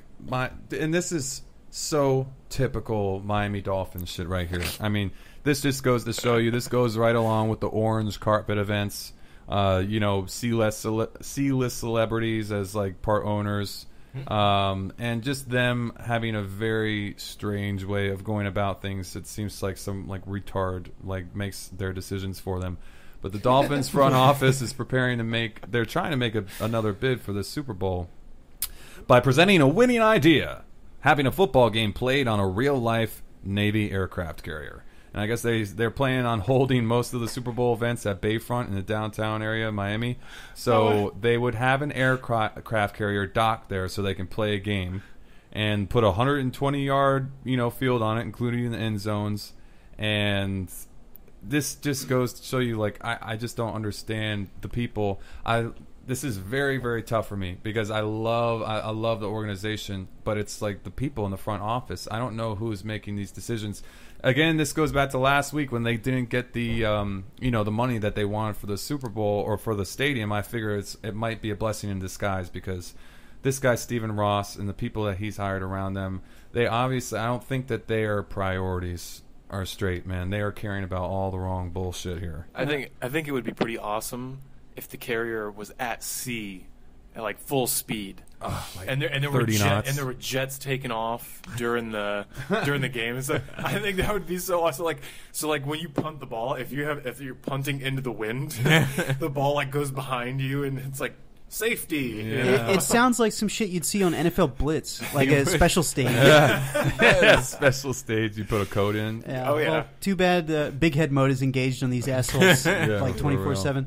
ABBA. Yeah, right. I wonder which Air Force guy that got involved with this is getting the kickback for this idea. It's for real, man. It was like Stephen Ross is like a old college roommate or something who's like a lieutenant or some shit in the Navy. I guess it would be like admiral. Well, they had that. They had the college basketball game on an aircraft carrier this past basketball season. Remember that? Yeah. How'd that work out? It worked. Yeah, I guess. Yeah, I mean it worked, but it wasn't like I don't know. It was all over ESPN and stuff. But By the way, it goes to show you how fucking big those aircraft carriers are. Yeah. For shit's sake. it can fit. I guarantee you, it can fit a football field. Oh yeah, for most sure. definitely. And then what if somebody used what if it was over the big lift that like carries the planes up and down, from like the bay underneath? What if like the lift like went down in the middle of the game? You should just put the players in jets and play football with like Air Force dogfight. technology. Dogfight. Do a barrel roll. It'll be sponsored by Red Bull. Do a barrel roll. B spin move. You're really getting me ticked off. Well, anyway, that shit's just madness. So, yeah, best of luck, but probably not going to happen because the Super Bowl isn't coming down here anytime soon. This crazy-ass owner in this, outdated stadium, which I love to death, but it's just probably not happening. And real quick, just to wrap up sports, Mike Tyson is in the news, and he's in the voiceover news. Rico, fucking awesome. Rico, what's up I with love Mike this story. Tyson? Yeah, Jeff is the one actually brought this up. Apparently, Mike Tyson is going to star as a cartoon detective in some upcoming cartoon for Cartoon Network. Fantastic. And I think that is probably Pigeons are involved. They have to be. Yeah, and apparently, his sidekick is like a little talking pigeon or something. They announced on Naturally. Friday the new animated series is called Mike Tyson Mysteries, and it will feature Mike Tyson as a wacky detective solving problems, and he's accompanied by his trusty associate, a foul-mouthed pet pigeon. So no bones about it. Like, it's supposed to be Mike Tyson. Yes, it is. Mike Tyson. The network said that Tyson will voice the animated character as well as make live-action appearances. Yo. Wow, man. That I is think quite this might be possibly one of the brilliant. greatest ideas I've heard in a long time. I'm all for this, personally. I cannot wait to hear it. Is his character going to have like the tattoo on? Is this going to be like a live model of him? Like, I have think the it's going to be tattoo? like straight up Mike Tyson, like Even now if it's version Adult of Swim. Oh, it has to be, man. Yeah, why do a PG version of this? Let's go all out. I was at Hard Rock, and I was with my buddy James, and we're walking through Hard Rock, and he's like, "You see that guy over there at the bar?" And I look over, I'm like, "Yeah, he's huge." He goes, "I think that's Mike Tyson." I'm like, "No." I'm like, "That's not Mike Tyson." So we get a little bit closer to the bar, and it is Mike Tyson. Nice. He's like, "I gotta get a picture," and I was like, I think he might punch you if you get a picture. I think that's his only response to He's people. not exactly And then- approachable. He solved 90% of his problems by punching them, so I don't know if this is a good idea. He was like, as long as you get it on film, he's like, I don't care, man. So Right. he walks up to him, he's like, "Hey, Mike," and he turns around, he's like, "You mind if I get a picture?" Awesome. The guy was just like, Mike was just like, "Yeah, man." He's like, "Sure." Puts his arm around him, gets holds up his fist, takes the Yeah. picture, and that was it. That's Thanks, a great champ. Tyson Yeah. impression, by the way. Yeah. So, you gotta always hold up the fist. Oh, fist. Nice, dude. Well, yeah, man, I can't wait for that. Yeah, that is such a good idea. And we're looking forward to it. It's probably going to be a very, very good show. Don't fuck with my pigeons, I'll break your fucking arm. You gotta have more of the lisp going through the teeth, the Yeah. big gap in the teeth. Get the lift going through the teeth. This is the best. I can't, dude. That sounds like such a wonderfully hilarious show. You know that- don't even need good writers for that show to No, be you good. don't. Yeah, just give him like a microphone. Episode 1's gonna have like 6 million viewers. I wonder You know who that, right? the who's gonna play the pigeon. It would be awesome if Gilbert Godfrey would There be you go. great. Oh, To man. have Gilbert Godfrey reprise the Iago role, except he curses now. Nice. Dude, that's brilliant. I think that you just nailed Gilbert it down, Godfrey bro. to Mike Tyson. Oh my god, I love Aladdin, dude. I could just talk like a whole podcast about Aladdin. Let's just do that. I fucking love that shit. Well, let's move on to some current events. I bet I know you there's would, some Ryan. shit popping off in the world. What'd you say? I said I bet you would. You know I would. Dude. You know I would. You wouldn't even have to bet. That's Street straight rat. Riff raff. I don't buy that. What have I done? And I think he's rather tasty. Yeah, okay, moving on. This dude, we haven't talked about the Russians in a while. This like brings a comfort to my heart. Bring them back into the podcast. This dude uses a spoon to escape from a maximum security Russian prison. 33-year-old Oleg Topolov escaped from Matsuraskaya Tishina, apparently by using a spoon to dig a hole in the ceiling. Yo, how hardcore is that? See, everyone's been doing it all wrong. People have been using the spoons and try to dig underground. He was like, no. I Let got gravity the new plan, work for you. Yeah, they don't put the reinforcement in the ceiling. The guy who irradiated himself in Russia, do you think like he like held the spoon or something like that to irradiate, and then he like gave it to the guy, and that's how he dug through the ceiling? So This will cut through strongest concrete. You do not need so.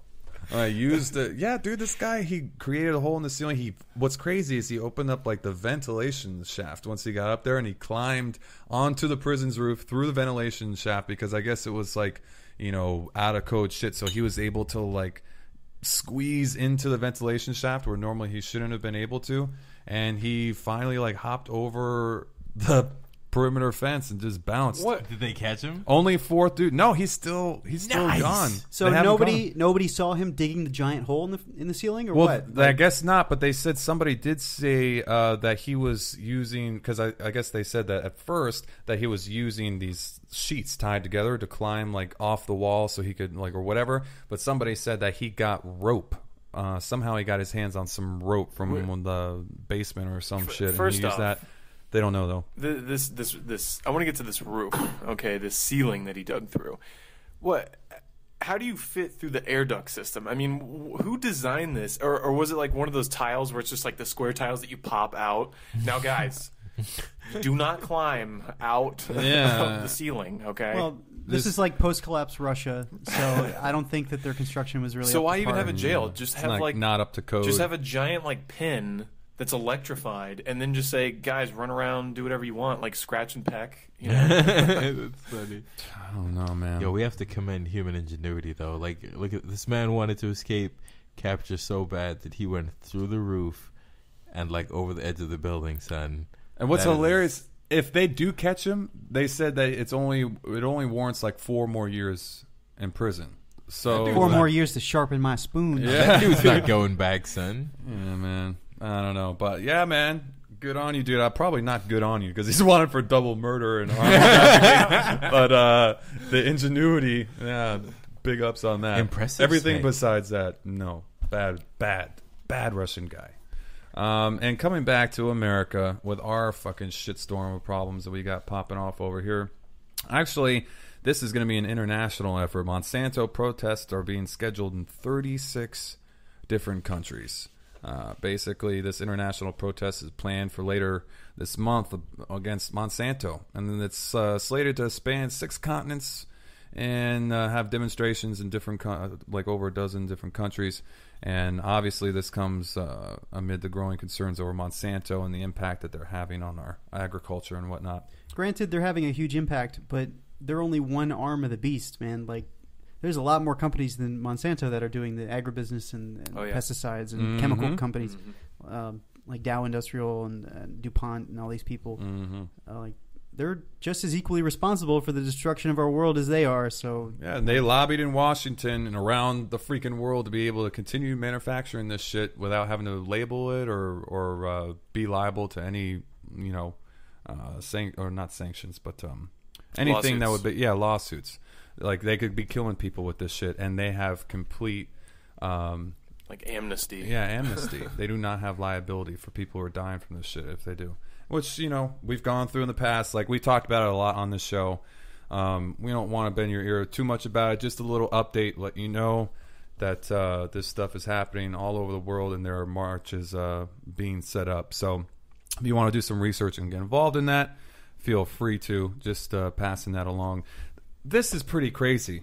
this fisherman survived almost a month adrift in the Pacific. And I don't know, does somebody know a little bit more about this shit? I guess it was, go ahead. He was on a fishing vessel, and the vessel broke down, and he just didn't have power to get back anywhere. So he lived on rainwater.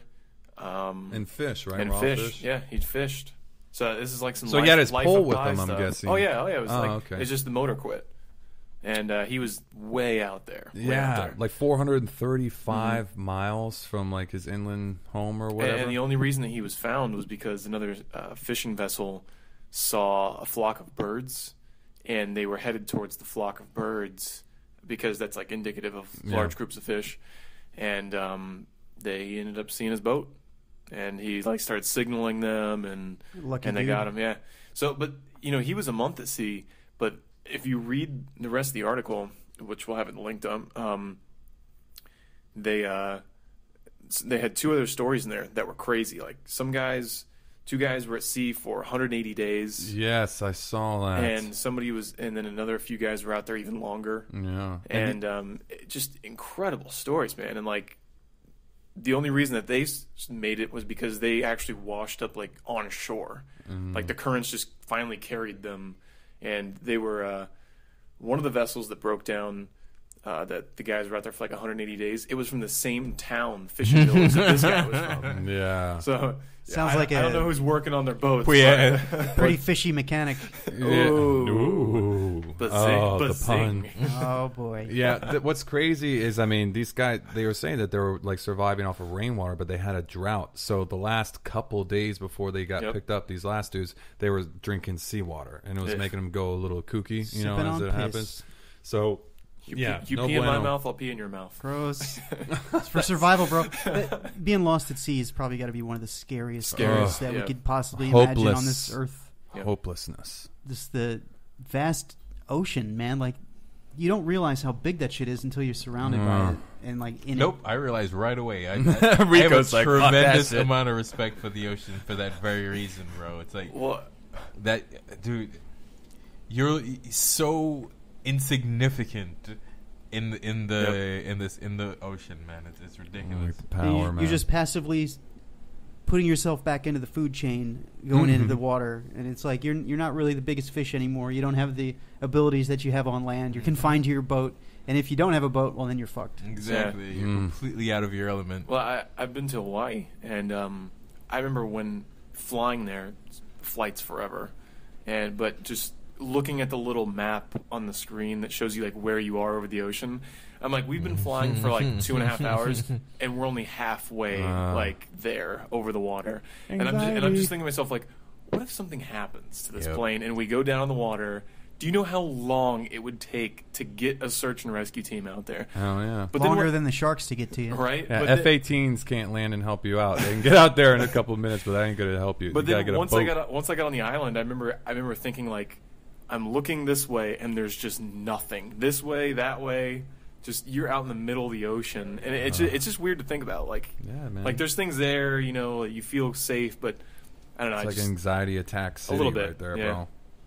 But well, I don't know, man. Yeah, that's something that's definitely getting lost at sea, being like burned alive, or drowning. These are all like, I think those are horrible ways to die, dude. Agreed. I had this conversation with somebody the other day. What would be worse, drowning or being burnt alive? I maintain that it's being burnt alive, but being burnt is worse. You'll pass out quicker from drowning. Yeah. I mean, I know that's like you're super aware. Like that was the thing. I understand that when you're drowning, you're just super aware, and you're like, oh my god, like you feel that last breath, like just not cutting it anymore, and you're just like, okay, I guess I'm like the nuns, and having like come to that like conclusion, or if you're still struggling, but to be burnt alive, I think I'd be pretty super aware if I was being burnt. Yes. Pretty much. Yeah. Like I may endure this for another 10 minutes till I pass well, out. Supposedly, I mean, I think it's at the pain and just the situation itself. Eventually, you're going to either pass out or something from the flames. But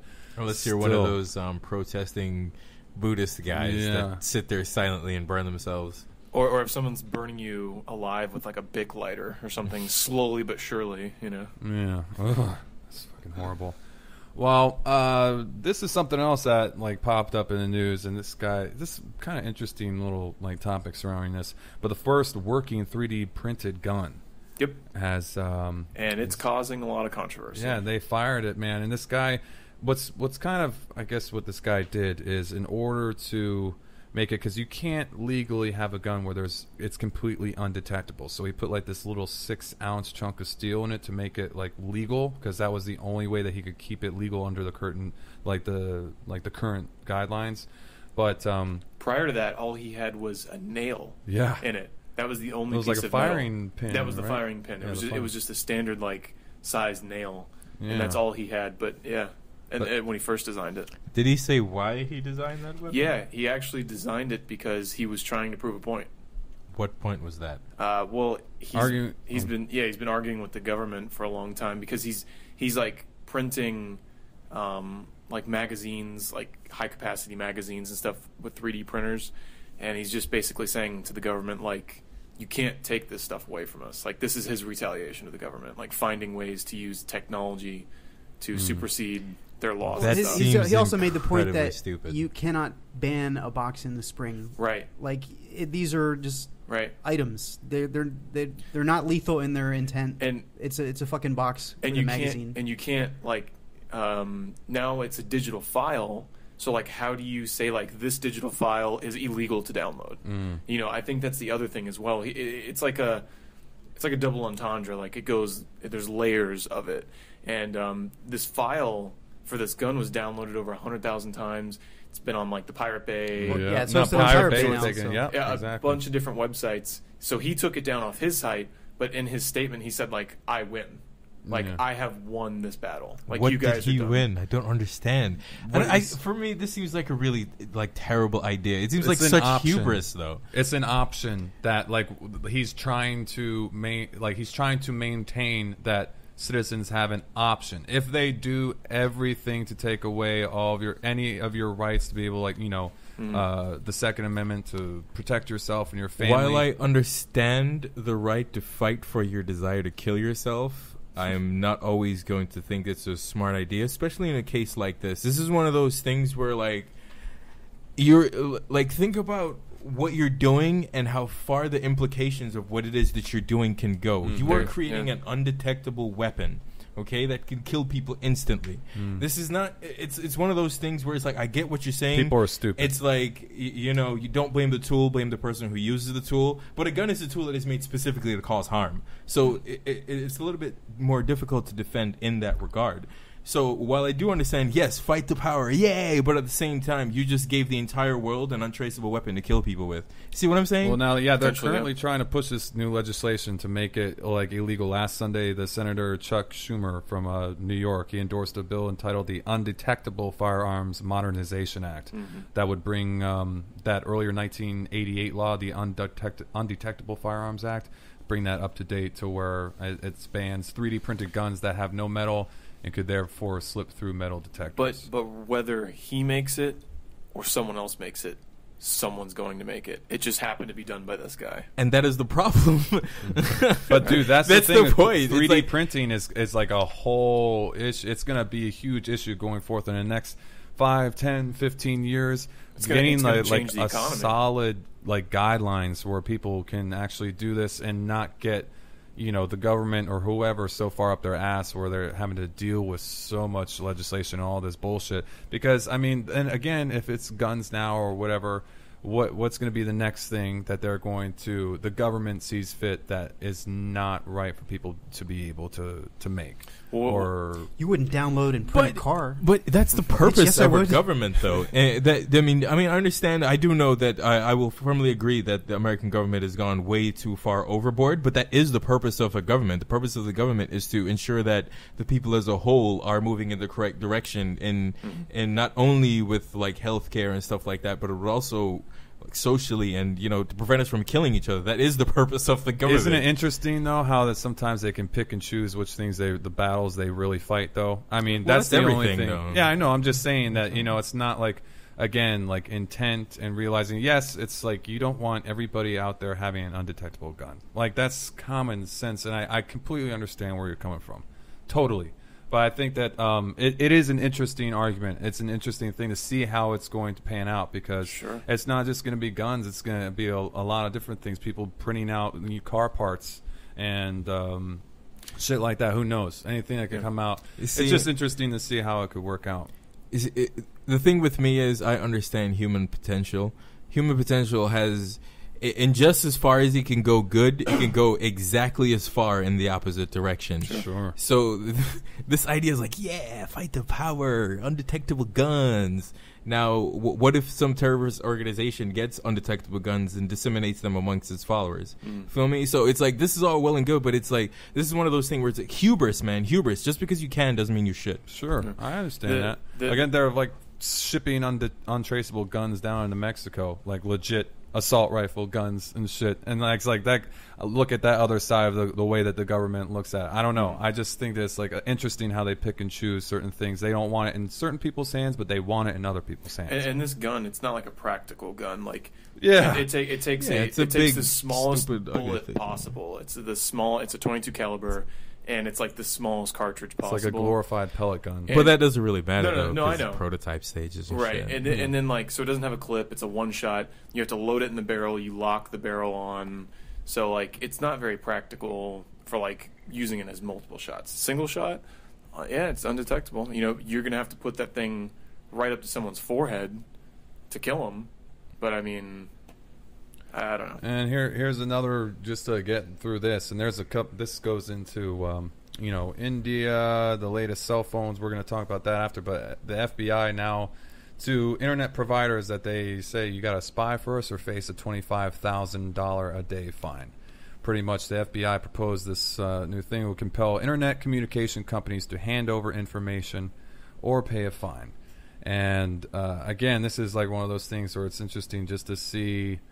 And again, I understand that there are certain people out there where, you don't want Google arguing with you about handing over, information when they're trying to find a legitimate threat, or if there's something. So you want to be able to ixnay on the red tape. It's a legitimate threat. Get a fucking warrant. Yes, well, exactly. So this is again just one of those things where it's like. It's so funny how they can pick and choose the things that they really want to make a stand for, like give us your info or we're going to fine you $25,000 grand. Well, this is where the government's going, because it's costing. The government now has to cut funding for certain programs and save money in certain ways. For the longest time, the government was they were reimbursing these companies to retrofit their equipment with new equipment that will comply with their standards for like taps and traces and stuff. Okay. So the government was paying for like AT&T and all these other companies to retrofit all their stuff so they could easily tap phone lines without actually having to do like warrants and stuff. So now the thing is, now the government says this is costing too much to keep up with technology because it's evolving so quick. So now we're just going to cut the red tape with companies and just get the information straight from the source. I mean, they've had the technology to monitor all the activity on the internet for years. Sure. But whether or not it's legitimate in court is the question. Yeah. And it's just now they're trying to legitimize their covert surveillance. Yeah.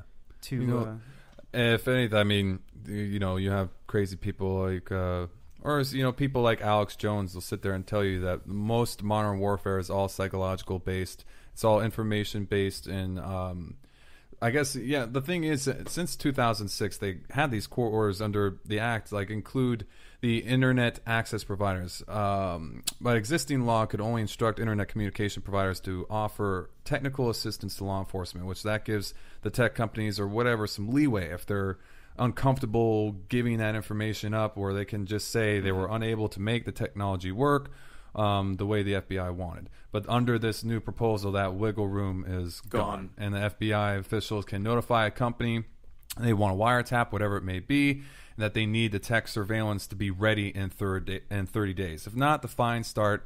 And like Mike mentioned, that you actually have to pay, that company is going to have to pay in order to get up to those guidelines. So they're not, FBI wants you to do this, but we're not going to help you pay for it. We're going to...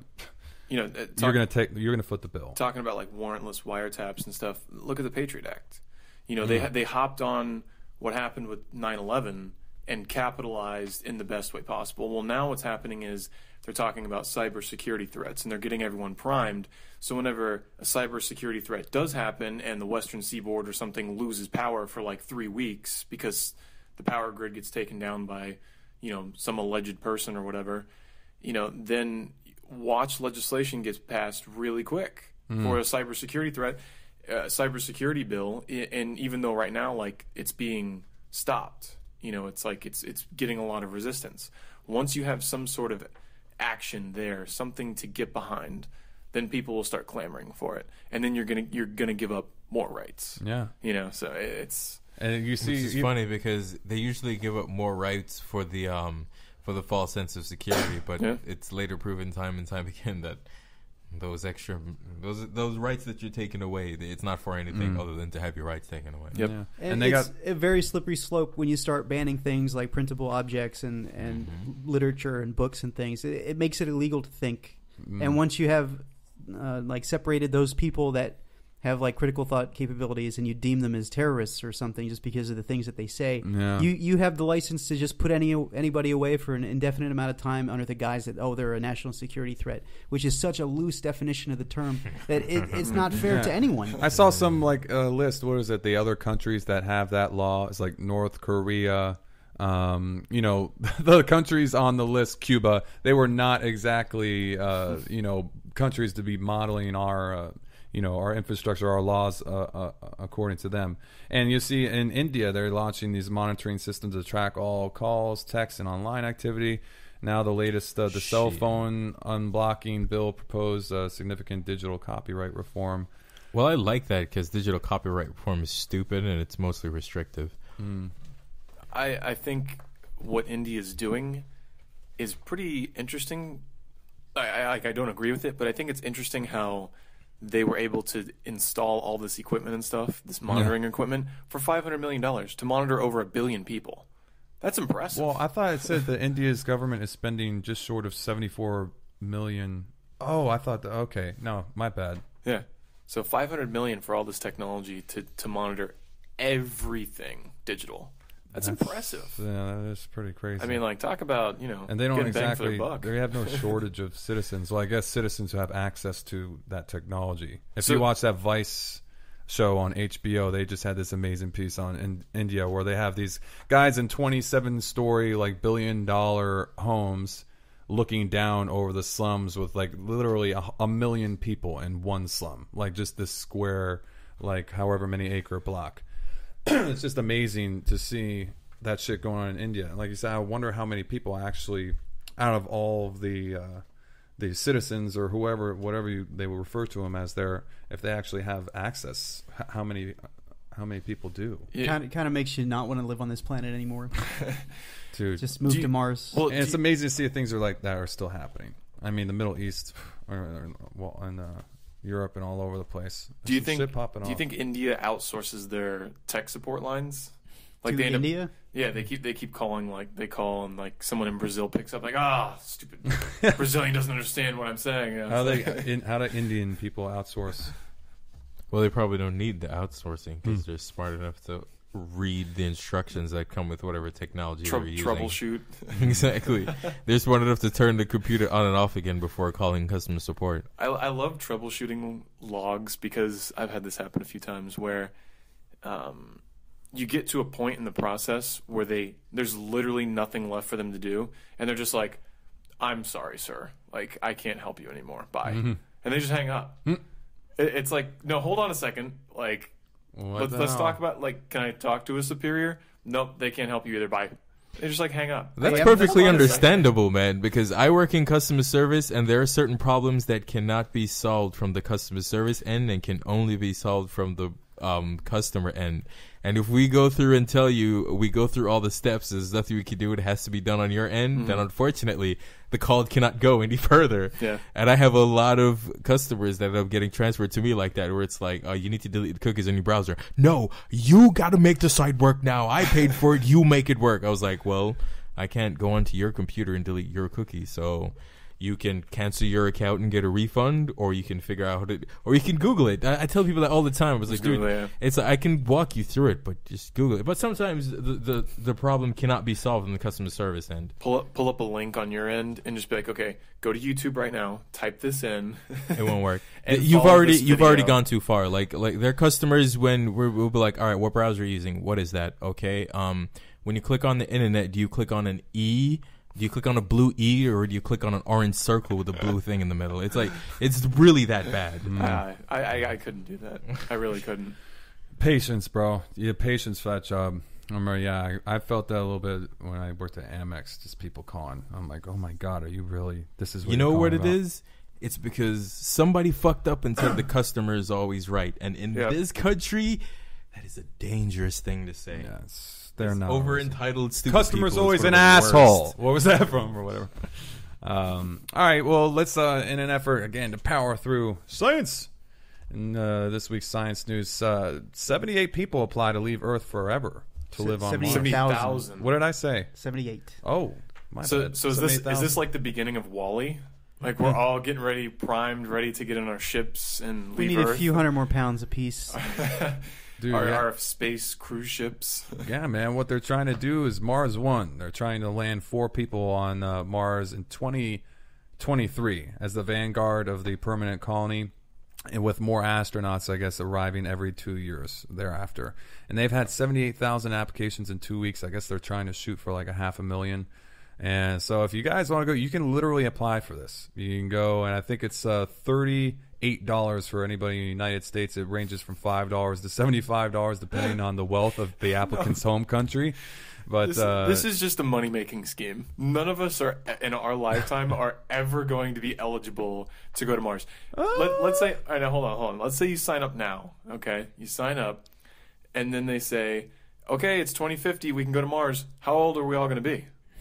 You're gonna be like, we're all gonna be like 70, 80 years old. Like they're planning for 2023 though. You can't send us there. That's 10 years from now, man. Look how fast they built Dubai.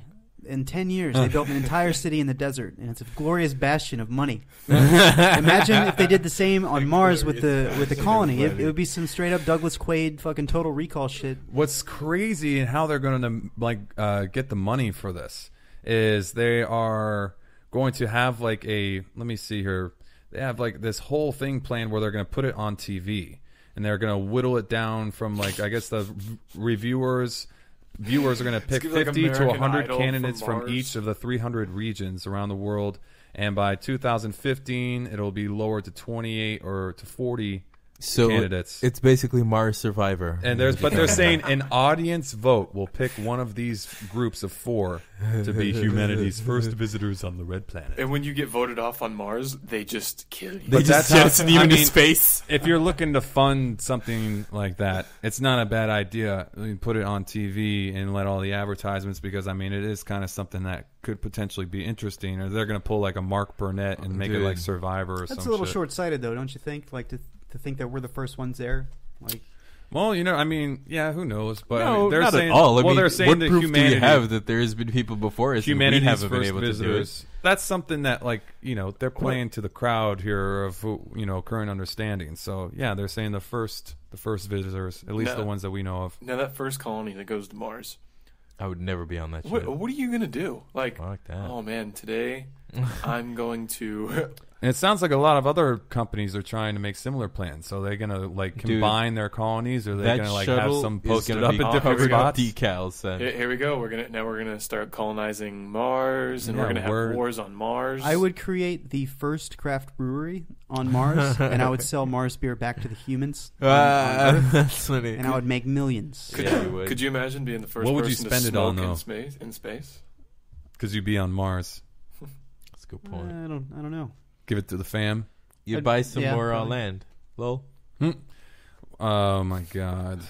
Yeah, dude. I don't know. Well, that's I don't know. That's use that Martian water to make a beer. I don't know how there's a lot of in and outs, a lot of strands in Duder's head, trying to wrap my head around that one, and it's going to be interesting.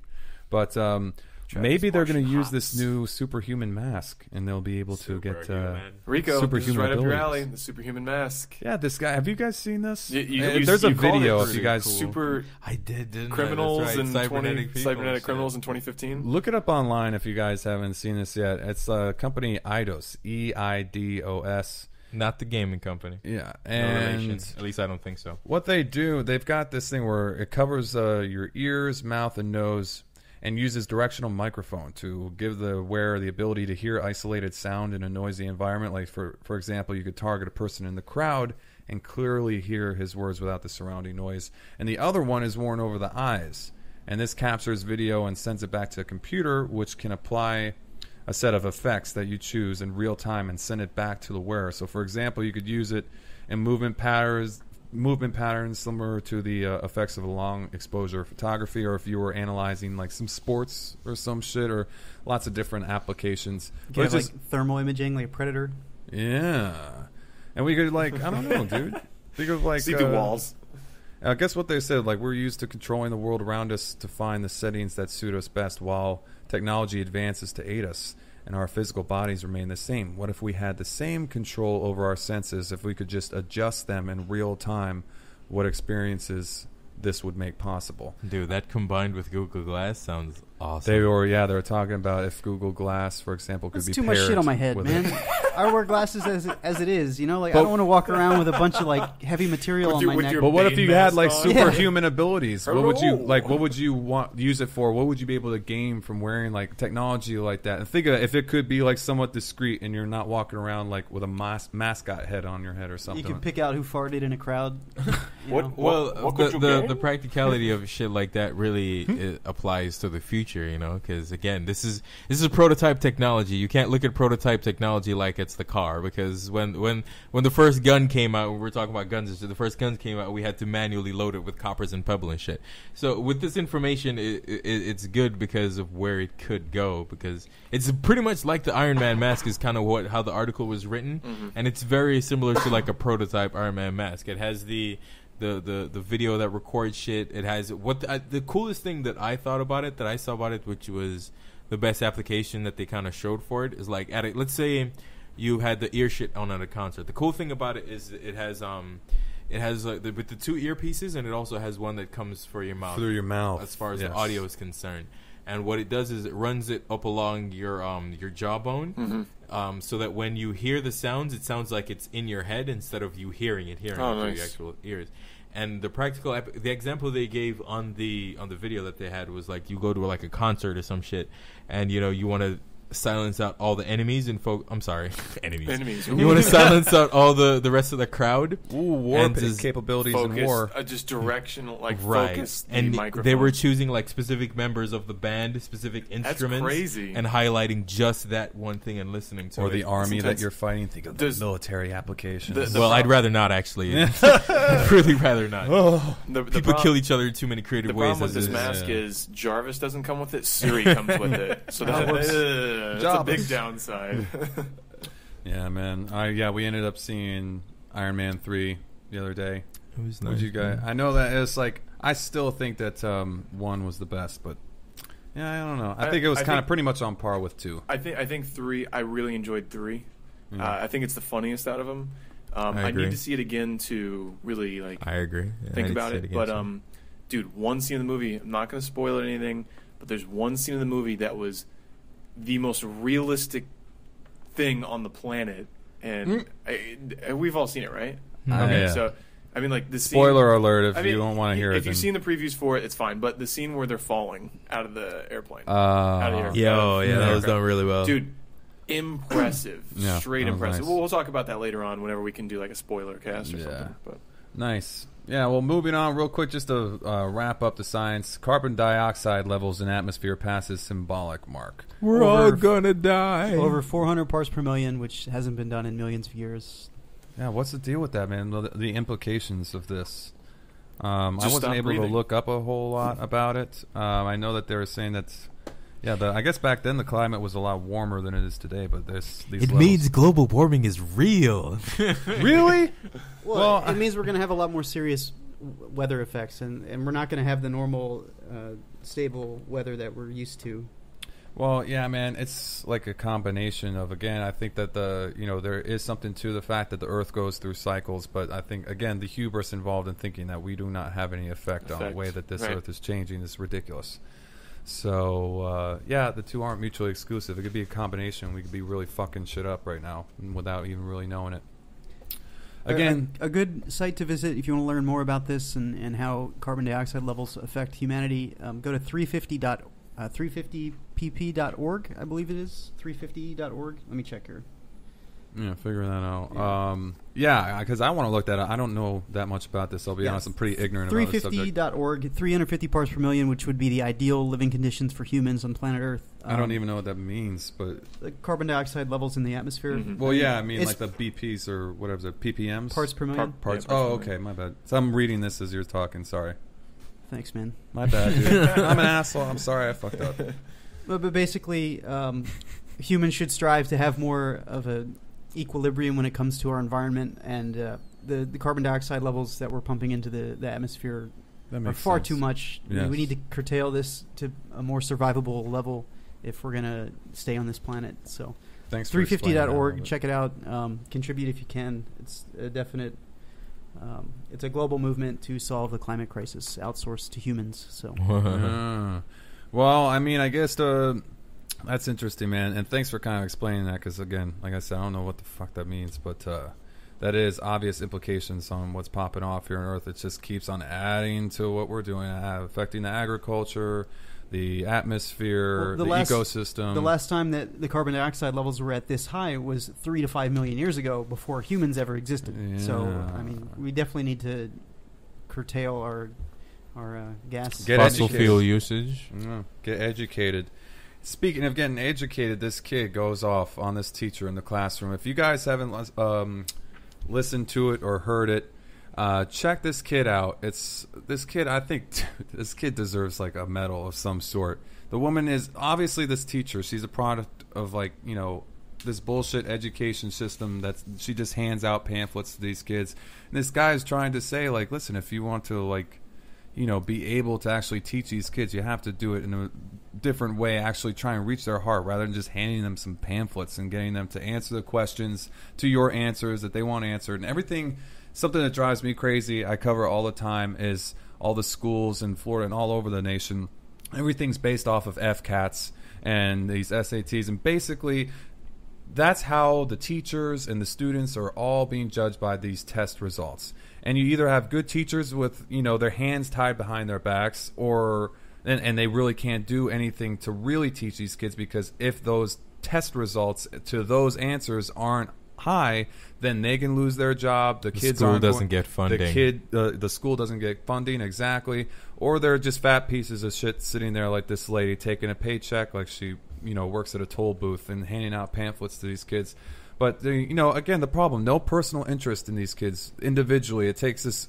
It's a sad state of affairs when this kid is getting booted out of class, and that teacher is responsible for educating our youth. And we've all had teachers like that, and unfortunately, we haven't had enough teachers that really inspire people the way that teachers should. Yeah. And like I'm sure that you've all had that in school growing up. You have that one teacher out of the entire flock that is truly inspiring. Yep. Shout out to Mr. Wood. Yeah, hell yeah, Mr. Wood. Mr. Chartrand, middle school. Nice. Shout outs. So yeah, the whole thing needs reform, and it sucks because everyone is so unique and they have their own interests and goals, and the school system is so crushing to that, and it tries to line up everyone based on a standard which should be applied to everyone. I think it's because our school system, the main overall format of the school system, hasn't really been reformed since it was created during the Industrial Revolution days. So we're going. I don't even know what that means, but we're going through a lot of. It's one of those things where we don't update our rules. I don't know why it's taking us so long to update our teaching system. We don't live in that world anymore. We don't live in the world of where you can have assembly line type teaching, how you have children sit in a class and you move them through levels. It's like our world doesn't work that way anymore.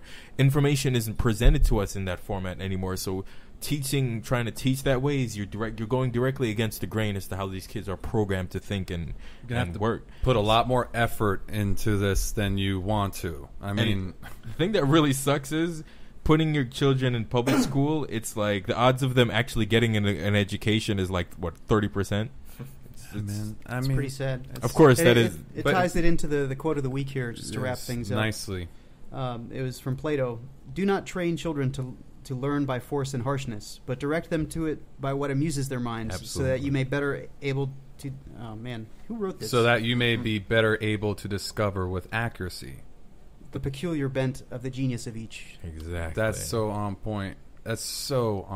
And yeah, I think that's indicative of something that we need to, like, they're not the same. They're all individual and they have their own minds. And why would you want somebody who's like a piano or guitar virtuoso or somebody who's got a very particular talent? Why are you going to train them the same or educate them the same way as a kid who has, like, you know, something for science or math or they're different.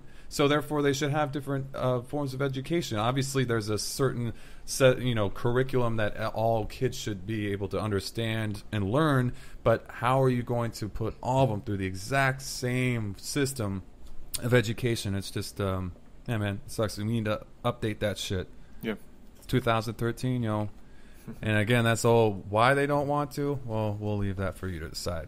All right, well, yeah, that's going to wrap us up this week. We want to remind you guys, give us a follow actually, email us first. Email us mentalrepspodcast@gmail.com. Follow us on Twitter @mentalrepshow. Like us on Facebook @mentalrepspodcast. Subscribe on YouTube youtube.com/mentalrepspodcast. And subscribe, rate, and comment on iTunes. That's huge for us. And we hope you guys are going to enjoy the enhanced podcast that we got popping off now. So I think that only leaves us with one thing left to do. That part of the program, gentlemen. Let's do it. Freestyle outro, baby. Here it comes. What's popping off? Who are we going to get started? Let's see. I want to hear that beat. This is a beat from Jeff. I want to hear that beat. This is Jeff, our very own Jeff Dawkins beat.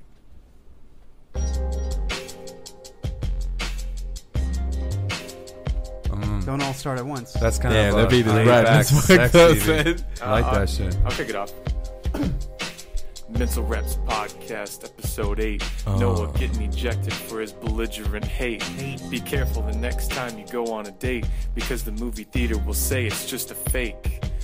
Make up your mind, everyone supporting Monsanto is blind. If they could, they would turn us all into grind and serve us up to American tables saying it's all natural. Go ahead and dine. Nancy Grace ain't got no grace. Spade that face with mace. Get off my TV screen, you disgrace the human race. There's too much carbon dioxide coming out your mouth. Those fucking fish eyes wouldn't last in the dirty South. Damn. Fucking crazy. Yo, I'm just gonna hit this beat, cause it's flowing real lazy. We're going mental reps. The songs are also crazy. Carbon dioxide in the atmosphere, increasing hate and fear. Man, I'm the kind of dude that came out the womb rapping. Only doc in the room that's gonna do the slapping was me. To the powers that be, time to tap in. Lift the world off its knees. Less subservience, please. Ignorance of disease, it's been happening. Set your mind at ease. Something. Oh my god. All right, that's Mental Reps Podcast, Episode 8. We love you guys. Thanks for listening. See you next week. Thank you.